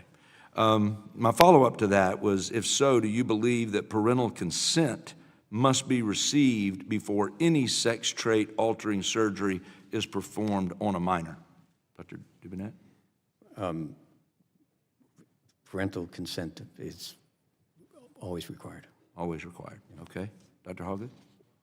We don't do the procedure, but yes, I'm a pediatrician, so I strongly believe in parental consent. Okay, Dr. Benedetti? Illinois law mandate parental consent. Okay, very good. Let me come back to Dr. Dubinett with one quick question. When Americans need care from medical professionals, their first thought is not about a doctor's belief in woke ideologies or political activism. Their only concern is whether their doctor has the expertise to treat them when they have the flu, a broken bone, as I'm dealing with, or even life-threatening ailments. Unfortunately, we've seen medical schools across the country put ideologues in charge of the medical school admissions, and these individuals put academic excellence and merit aside in favor of candidates who will further activism in the profession. Dr. Dubinett, the Justice Department Civil Rights Division recently announced its findings at UCLA illegally used race in medical school admissions, and they want to come to a voluntary resolution with UCLA on this issue. Is UCLA currently engaged in discussions with the DOJ about this agreement? I'm not able to talk about ongoing litigation here. Okay. Well, the DOJ indicated that UCLA's Medical School's Associate Dean of Admissions, Jennifer Lucero, used intimidation and shaming tactics to pressure the admissions committee to unlawfully consider race. And last question, I'm done. Is there ever a time Gentleman's time has expired. Okay. I have to move on. All right. Thank you, sir. I now recognize the gentlelady from Pennsylvania, Ms. Lee. Thank you, Mr. Chair. Let me just start by saying it is absurd that in this committee, we're required to defend time and time and time again the humanity of marginalized communities, our right to education, our right to appropriate and proper medical care. The life expectancy for Black people in my district is 8 years earlier than white people. Black women are dying 3 times more during pregnancy than white women. 3 in 4 Black adults develop hypertension by age 55. We still have no widespread cures for uterine fibroids or sickle cell anemia. We have not solved health disparities in this country. Diversity, equity, inclusion, and accessibility programs exist because marginalized people are more likely to be or underinsured, unable to get an appointment, or be misdiagnosed, to have their pain ignored, or to be discarded by the healthcare system altogether. Disparities exist at every step of the process. This is just a fact. And conservatives' discomfort with facts is not grounds to overhaul the medical education or medical education system. Let me just say, I have a Black doctor and I sought my Black doctor out. In fact, Black doctors are in high demand because Black patients know that culturally competent care can be the difference between care and cure or life and death. That's just what it is. Just really quickly, I don't know if some of my colleagues know some of the history of Black care and mistreatment in the medical field. But for instance, gynecology procedures were developed from unanesthetized, non-consensual experiments performed on enslaved Black women. Life-saving vaccines were developed using stolen cells from Henrietta Lacks, a non-consenting Black woman. Modern health care was built using Black bodies without our consent. And when there is even the mere suggestion that we should invest in cures for diseases disproportionately affecting Black people, or that there aren't enough Black doctors, Republicans cry DEI and say it's unfair. They say we should only rely on so-called objective standards for medical competence. But objective according to who? You cannot standardize test your way into empathy or taking people's pain seriously or cultural competency. MCAT scores don't translate to better care for Black people automatically. Having all white male doctors is just as bad for the medical profession as having all white male congressmen is to our government. What if someone who lived in rural Pennsylvania their entire life, for instance, in an all-white town, matches to residency at a hospital in Philadelphia where there is a larger black population? Without training in racial bias or cultural competence, without learning to humanize their patient that is different from them, that resident will be more likely to misdiagnose an episode of intense pain, for instance, from a sickle cell flare-up as a psychosis. Dr. Mitchell, can you speak to other examples like this and why it would be dangerous for medical schools to disregard training on social and cultural factors or devalue lived experience? There's some recent literature that talks about a study that looked at black concordance with black PCPs in over 1,600 counties in the United States. And what they found was that life expectancy in those counties was higher when they had higher black PCPs. That mortality rates went down because they had higher black PCPs. I went to medical school in New Jersey, in Newark, New Jersey, and I sat next to a diverse group of individuals. And I'll tell you, they learned just as much from me and my lived experience and how to treat the patients in Newark as I learned from them and their experiences. Diverse workforce and admissions to medical schools creates a better system for this country. Thank you for that answer, and it does beg the question, do Republicans want black patients to die? Do we want women to die? Do we want trans kids to die? Because we know that a cultural competent education, that cultural competency and diversity in our education system, our medical system saves lives. When my life is on the line, the doctor I want in the room isn't the one who got there because their parents were able to afford them an elite private school education and test prep courses and an admissions consultant. It's the doctor who studied for the AP biology test during lunch when they're in high school, didn't offer AP courses, or the one who had to work multiple jobs, or the one who had to wake up early to get your siblings on the bus and still made it, the one who recognizes me and my humanity, because actually seeing people for who they are does matter in the medical profession. I have more questions, and there are so many things and so many different avenues that we can go down about how important it is that we have culturally competent education, that we have a culturally competent medical field. But I know that my colleagues already know that. This is another grandstanding attempt to deflect away from black advancement and care and an equitable society. It's a shame that we do that. Republicans care more about culture wars than culturally competent care. And as long as they get reelected, they don't care who dies along the way. Gentlelady's time has expired. I now recognize the gentleman from Florida, Mr. Fine. Thank you, Mr. Chairman. Dr. Hawgood, under questioning from Ms. Miller, you said, quote, the vast majority of pregnancies are in women, end quote. Who has the other pregnancies? It's possible for transgender people. So wait, so your testimony is, again, so transgender people? I thought a transgender woman was a woman. So you said the vast majority of pregnancies are in women. So who are the other pregnancies? They don't recognize themselves as a woman. What? You heard what I said. They don't transgender.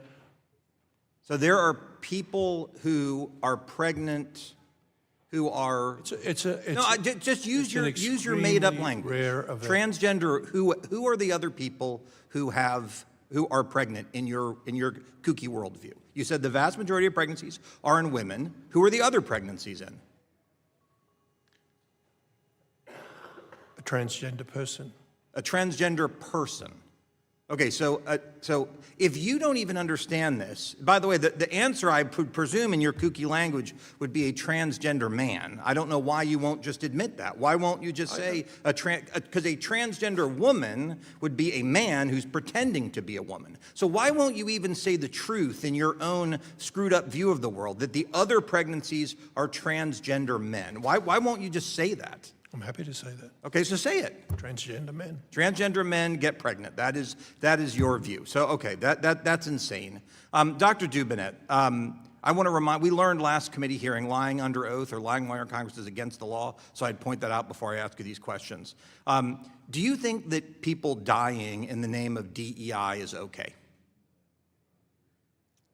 What do you mean by dying in the name of DEI? If instituting DEI leads to people dying, is that okay?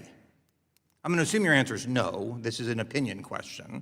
Is it okay to kill people because we're so determined to be diverse that we take unqualified people and we put them into our institutions? Is that okay? Wait, I take exception to the premise. All right, of the well, then question, I'm sir. going to move on. You said that it is against the law to use race as a form of admissions at your institution, correct? In the state of California. Okay. And you also said it's your policy that you don't take race into consideration in your admissions, correct? As far as I know, I'm not directly involved with that. So how would you explain in 2023 two races of students at your school had 3.8 GPAs when they got in, or in the 88th percentile in terms of their MCAT scores, and two other races of students are 20 basis points behind and 20 points behind 68th percentile in their MCAT scores? How can you explain that if race isn't taken into account?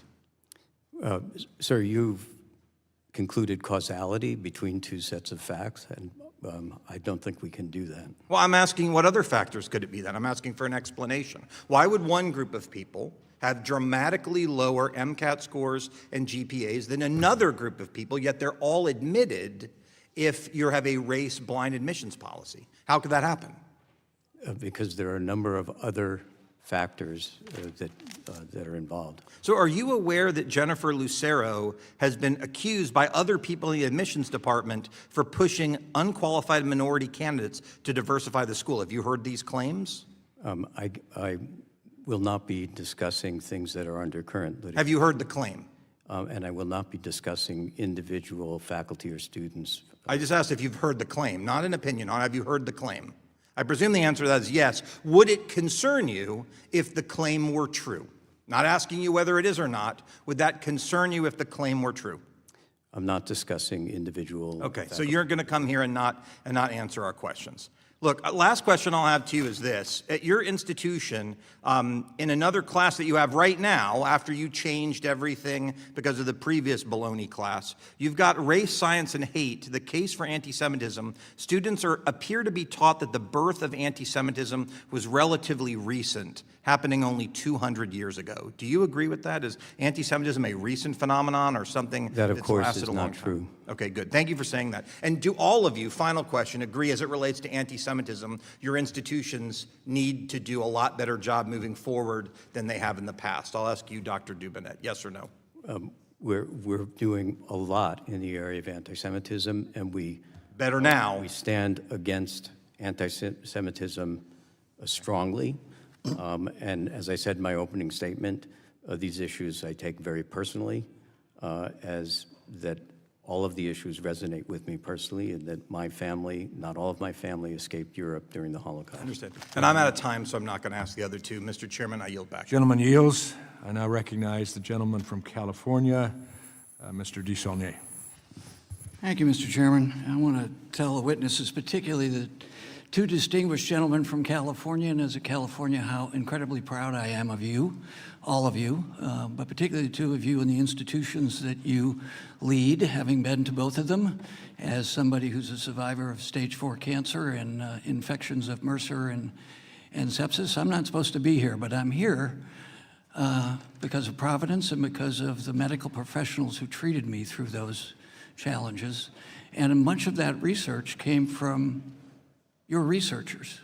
So, Mr. Chairman, with the state of healthcare in this country, as the former chair of the Health Subcommittee and the future chair, we're 46th in life expectancy, but we have the most expensive healthcare system in the world. Average American spends $15,000 per capita expense for healthcare in the United States is $15,000 per American, and the health outcomes are the 46th out of developed countries. And amongst the most awful health expectancy and health comes amongst poor Americans of color. Is that not true, Dr. Hesworth? You have quoted the statistics as I know them correctly. Chancellor? I'm sorry. Go Yes, ahead. To the best of my knowledge, yes. So let's talk about what this administration's done. Why I don't understand why the majority is not having a hearing on what this administration's done between HR 1 and the budget to healthcare and healthcare research. I'm alive because of, as my colleagues know, because of research that started at DARPA, but also was added to by UCSF researchers that did blood work, including on HIV/AIDS, but for leukemia patients like myself. So, Chancellor Hawgood, what has the NIH cuts done to UCSF in the context also of, forgive me for this, but return on investment? Your website says that your foundation calculates that your research has basically a multiplier of 9 times out to the general public. UCSF or UCLA, you measure it on societal outcomes. Could you both speak to both of those things? What are these cuts and what are HR1 doing to all the good work you do as 2 of the premier research facilities in the world? Well, thank you for the question. We have enjoyed unparalleled support, bipartisan support from Congress for almost 80 years since the NIH was created following the Second World War. That's allowed us to make unprecedented advances in the medical sciences. We have built one of the strongest medical research ecosystems in the world. The biotechnology industry spun out of UCSF and led to a revolution in new therapies for things like cancer and leukemia. One of our faculty received a prize this year for essentially curing the commonest cause of multiple sclerosis. So the partnership between the Congress, administration, and the great research universities of this country for the last 18 years has had a profound impact. We are concerned that that partnership is under threat. I've been to Washington multiple times in the last 2 years, and I really appreciate the bipartisan support for science that I have seen and received. I'm also relieved to see that the allocation of funds from the NIH this year is starting to catch up. Some of the administrative difficulties they've had earlier in the year, we are seeing catch up this year. I hope that the partnership between the great research universities of this country, Congress, and the administration will continue, because science is the future to attack the cost of medical care and the issues of where we rank in the world. And UCLA, one of the cuts most concerns me. I was down there recently and met with your staff to talk about the remarkable acute behavioral health center you're developing. Yes, as Dr. Hawgood mentioned, the importance of federal funding for biomedical research cannot be overstated. And in particular, our ability to have the workforce of the physician-scientist workforce renewed and have people continue to actually make the discoveries that is our hope that we can begin to use the new tools available to us to begin to predict risk and begin to have treat risk so that we're actually making very common causes of morbidity and mortality rare. If I could interrupt you before the chairman gavels us down, I want to thank you all, but Mr. Chairman, I also ask unanimous consent to enter into the record a letter to the committee from the San Francisco Hillel detailing UCSF's work to address anti-Semitism and UCLA's latest campus anti-Semitism report from the Anti-Defamation League, showing a grade of B. Thank you, Mr. Chairman. Without objection, it'll be entered. And point of personal privilege, I want to also say to my good friend from California, we are grateful to God and the wisdom given to medical science and research that you're still with us too. And I'm grateful that my doctors came from all kind of backgrounds. Yeah. We're grateful that you're here with us. I now recognize the gentleman from Wisconsin, Mr. Grothman. First of all, a comment on general DEI. I suggest a good book for people to read on the topic is America's Cultural Revolution by Christopher Rufo. In it, he lays out that the goal of the people who push this DEI is to destroy America as we know it. Okay, they want to make sure when people vote or deal with their government, rather than looking on whose policy they like more on tax policy or transportation policy or military policy, they want America in which you say, what are you going to do for me because I'm Pacific Islander. What are you going to do for me because I'm Native American? They want to forever do that to Americans, and when they succeed in that, it'll be the end of America. The second thing I want to point out is it was said by someone on the Democrat side there that it's always good to break down barriers of admission to universities. When breaking down barriers means you lower the standards, it means a college degree means less, or a medical degree means less. That should be obvious, and that's not a good thing. The other thing, before I ask a question, Mr. Hawgood, is I'm appalled that you would do trans surgeries on an 18 or 19-year-old. You know, people change their mind about these things, and just because it's legal and you can make money at it doesn't make it right.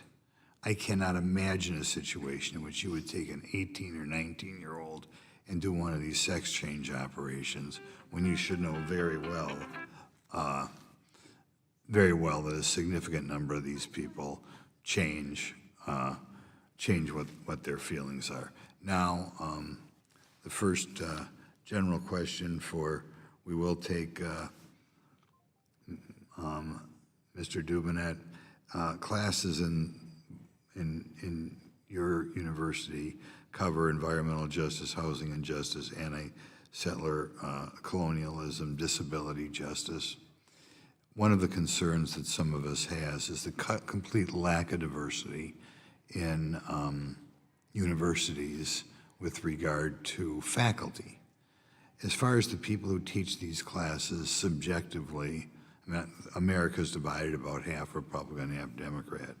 Do you think the people who teach these classes are like half Republican, half Democrat, or do you think there's an ideological bias there? Congressman, I don't know about the political stance of or political party of any of our faculty. Do you think common sense would tell you that people who teach these classes you lack ideological diversity among the faculty, or do you not even care? I just have not been in the practice of asking our faculty what political party they endorse. Okay, now I'm sorry I got to go to a meeting, but that is a major concern I have in these classes. I don't think they reflect a cross-section of America and faculty. I think they are left-wing faculty, and I think that medical students required to take classes from these people is appalling, but thank you. Gentleman yields. I now recognize the gentlelady from Arizona, Ms. Grijalva. Thank you. Mr. Chairman, I must ask why we're here. This hearing is a monumental waste of this committee's time. We are spending hours scrutinizing the curriculum and raking over the coals the leaders of 3 specific schools, while a 13,000 case backlog languishes at the HHS Office for Civil Rights. We're playing politics with DEI rhetoric and yet again attacking our trans community, while rural communities in states like mine, like Arizona, are facing a future where they will have less than half the doctors they need. Instead of addressing the $1 trillion cut to Medicaid that is squeezing our state's budget, or the 5 million Americans who just lost their health care insurance, we are here to stage a political performance. Our constituents deserve a committee that focuses on the real healthcare crises they face every single day. And I want to thank each and every one of you for being here, for tolerating the treatment that I've seen is really dangerous, in my opinion. We can't afford to have fewer physicians. We can't afford for them not to understand how to treat our most vulnerable communities. Now, instead of helping Americans, Republicans are sitting here targeting medical schools and holding hearings like these, like the one we're having today, to complain about health equity. We need to train the next generation of doctors to understand the realities of every person they treat, because different people need different kinds of care. That knowledge is what creates good physicians and good patient outcomes. So my first question will be to Dr. Mitchell. Native Americans in Arizona experience premature death rates from treatable conditions that are nearly 3 times higher than white residents. A core public health concept is that in order to bring about change, you go to where there is the most need. This is known as targeted intervention or precision public health. Only then will you truly change the trajectory of a disease or health burden. What happens if medical students are forced to ignore this scientific reality? Thank you for that question. I think more people will die. I mean, I'm a forensic pathologist, and I often say I see failed policy on my autopsy table. I see individuals that should have been diagnosed with cardiovascular disease show up, and the first time they're diagnosed is when they have a terminal heart attack. And so we, as a country, really can put ourselves in position if we focus on the physician workforce and focus on the diversity of the physician workforce in a way that directs where these physicians are to practice, to receive tuition remission, to receive incentives, to serve in community. There was a time in this country where you could serve in the community and then get your tuition remitted. That's a workforce environment where you can actually decrease the morbidity and mortality of communities like you've just suggested. Thank you. There seems to be some implication here today that the mission of your schools has strayed, or the quality of your institutions has suffered from the inclusion of diversity, health equity, and a focus on health disparities in your curriculum. Would each of you like to take a moment to remind the committee of your mission and of the quality of the students and faculty who are attracted to join you each year and to be part of that mission?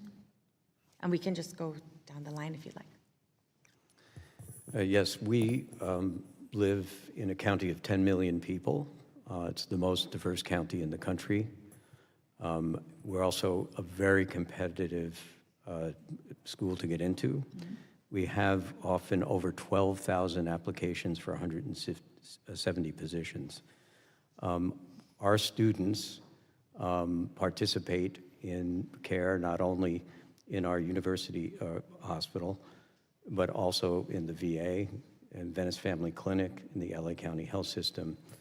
So they're actually are taught amongst our diverse population. When they leave us, they go to the top residency programs in the country. Mm-hmm. Many of them come back to be on our faculty. And in nearly every case, when our students come back to join the faculty, they're the people whom, when I refer others to them, I can say, go see Dr. A, because he or she could take care of my own immediate family.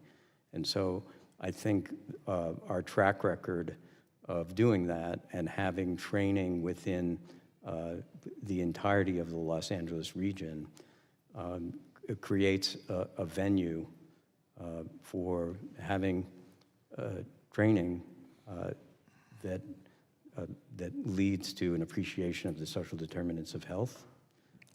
And I had a student speak with me recently about the gentlelady's time has expired, so I'm going to have to leave I it. wish you each had the opportunity to answer that question, because I think that there's so much information that's misleading. I now recognize the ranking member, the gentleman from Virginia, for his questioning. Thank you, Mr. Chairman. Dr. Mitchell, I want to thank the National Medical Association for all that you've done over the years. My father was a member of the National Medical Association, so I'm very well aware of that good work. You're familiar with H.R. 1, the big ugly bill. Can you say how that limits opportunities to medical school and who it limits, who it adversely affects? Well, we spoke earlier about the ceiling in loans for graduate medical or graduate students, especially medical students, and so I won't reiterate that, but this workforce requirement that comes into play is really going to have a hit on our safety net hospitals. Many of our safety net hospitals also are residency programs, and those residency programs teach the next generation that are truly treating a diverse patient population. And so we worry about the stability of these hospitals that are training institutions across the country. Thank you. And I'd ask the three deans whether or not your all-state schools, is the likelihood of going into practice in an underserved area or going into in an area of shortage like primary care, should that be a factor in admissions? Dr. Dubinett? Well, we have programs that encourage participation, such as the PRIME program in California. Well, is the fact that someone is likely to go into an underserved area or go into an area of shortage, should that be considered in admissions? We have a holistic review process, and some of those issues actually are discussed. Okay, Dr. Hawgood. We have two specific tracks in our medical school and therefore in our admissions process.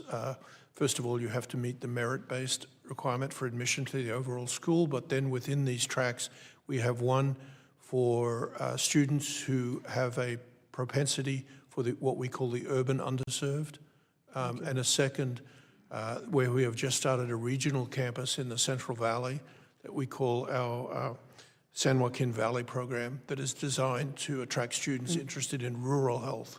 And Dr. Benedetti? We do have a program directed to rural medicine in the campus of Peoria, Rockford, and I'm pleased to inform that 75% of the graduates of this program do stay in rural America, of which 55% serve rural Illinois. So I believe it's an important program. I do believe that... I have some other questions I need to get to. You both put a lot of weight on the MCAT. It's my understanding that the MCAT is not a very good predictor of things like bedside manner, patient satisfaction, or even better patient outcome when practicing. Is that true? Yes, I'm aware of the research showing that, in fact, what the MCAT predicts is that these are students who can do well on subsequent standardized testing. That's standardized testing, but not patient outcome when they're practicing. I'm not aware of a research that shows a direct Dr. relation. Hawgood. I think you're correct in that it's an imperfect measure. There is a certain MCAT score required to demonstrate the ability to get through medical school. Dr. Benedetti? Yeah. We use a lower limit to accept candidate, below which we do not interview candidates.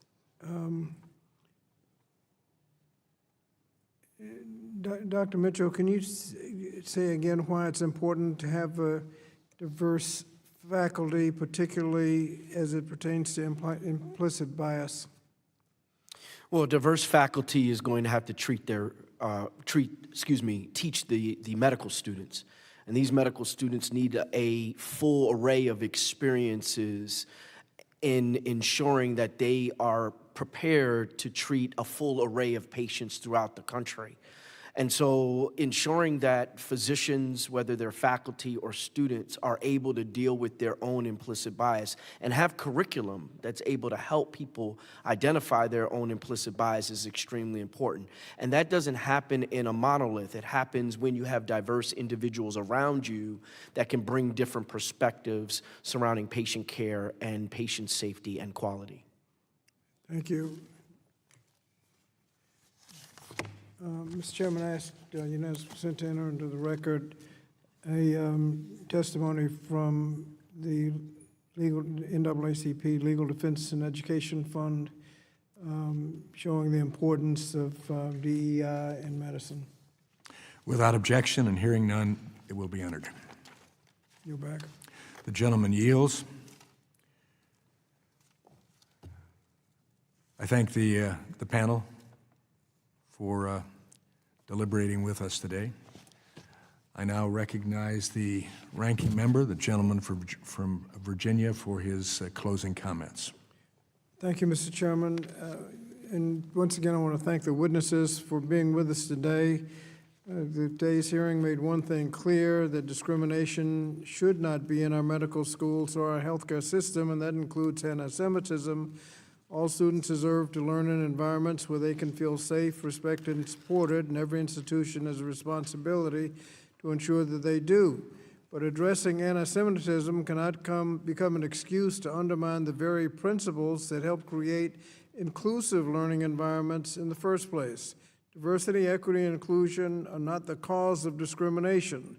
They are part of the way we prepare the future physicians to recognize bias, treat patients with dignity, and provide the highest quality of care. Throughout today's hearing, we've heard concerns about the culture on our campuses. These concerns deserve to be taken seriously, but if we are serious about combating discrimination, we must also be serious about supporting institutions and responsible for enforcing civil rights. Hollowing out the Department of Education's Office of Civil Rights, attacking education programs that teach future physicians about health disparities, and substituting oversight with political theater do not make students safer. We have a responsibility to not just score political points, we have to ensure that every student including Jewish students, can pursue their education free from harassment and discrimination, and that every future physician graduates prepared to care for an increasingly diverse nation. Healthcare works best when every patient is treated with dignity and every student has the opportunity to learn in an environment built on respect. We should be strengthening those values, not weakening them. As we return for tomorrow for a markup, I hope that students, educators, and families who depend on these institutions are at the top of our mind. The choices we make in this committee matter. They will determine whether or not Congress stands behind institutions that protect students' civil rights and educational opportunities, or continues down the path that the administration's efforts to dismantle the Department of Education. So again, I want to thank our witnesses.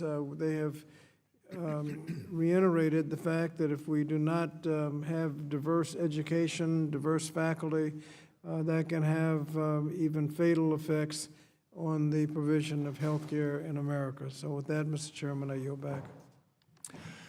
I thank the gentleman. And again, I thank the panel for being here. It's been helpful to hear your answers. I think we've seen some encouraging statements. We've heard some discouraging statements as well. It is our hope that there are other medical schools who were hunkered down by their television screens today watching what was going on as well. Because the three that were here because of a purpose, because of some notoriety that had gone on, some concerns brought. In fact, the genesis of this hearing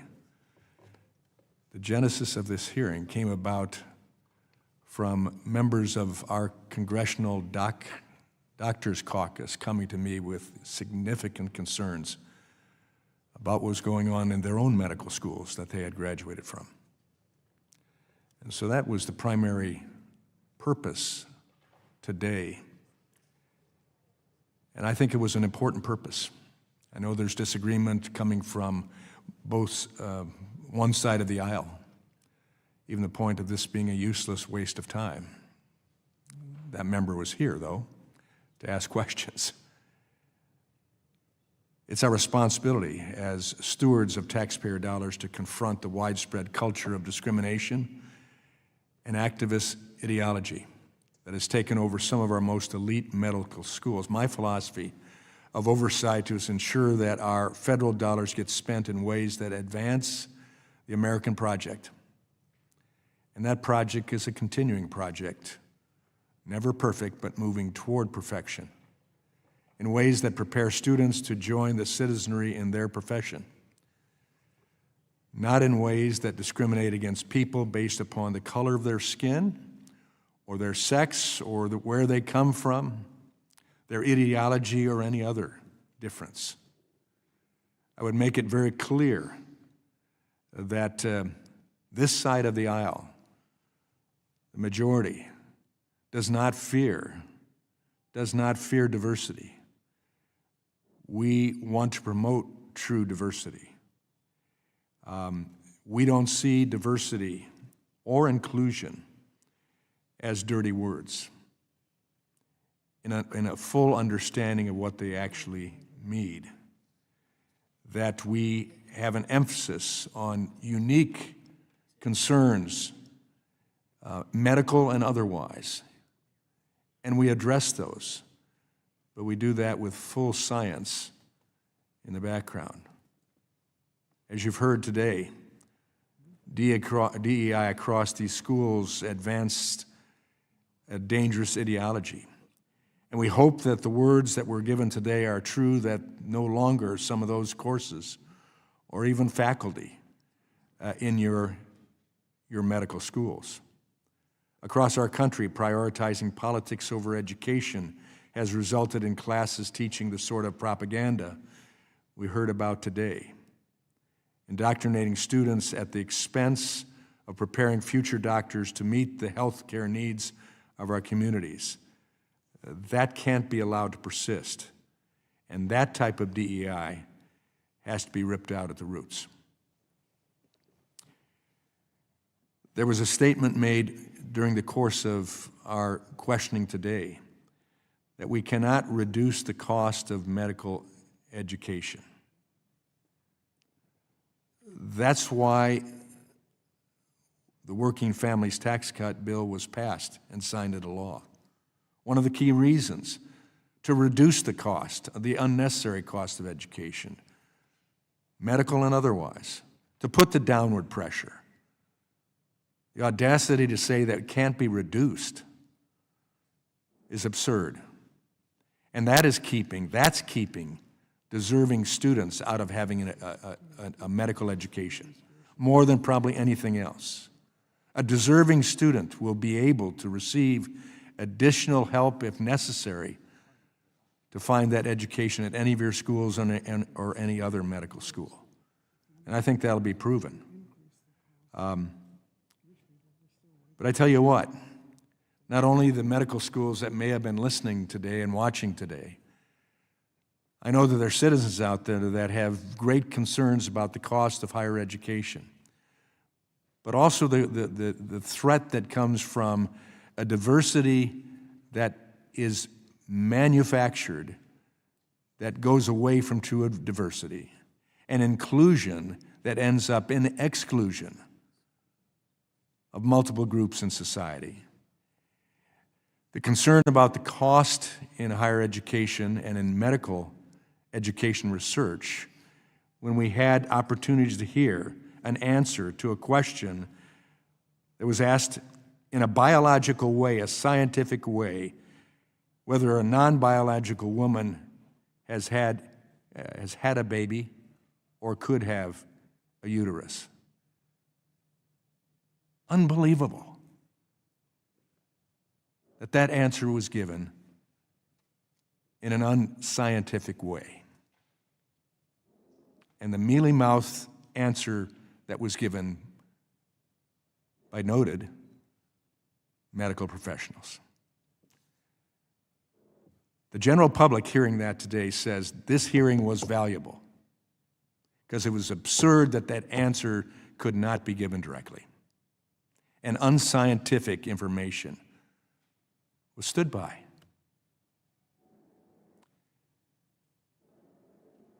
And so, we will continue trying to enhance the education in this country,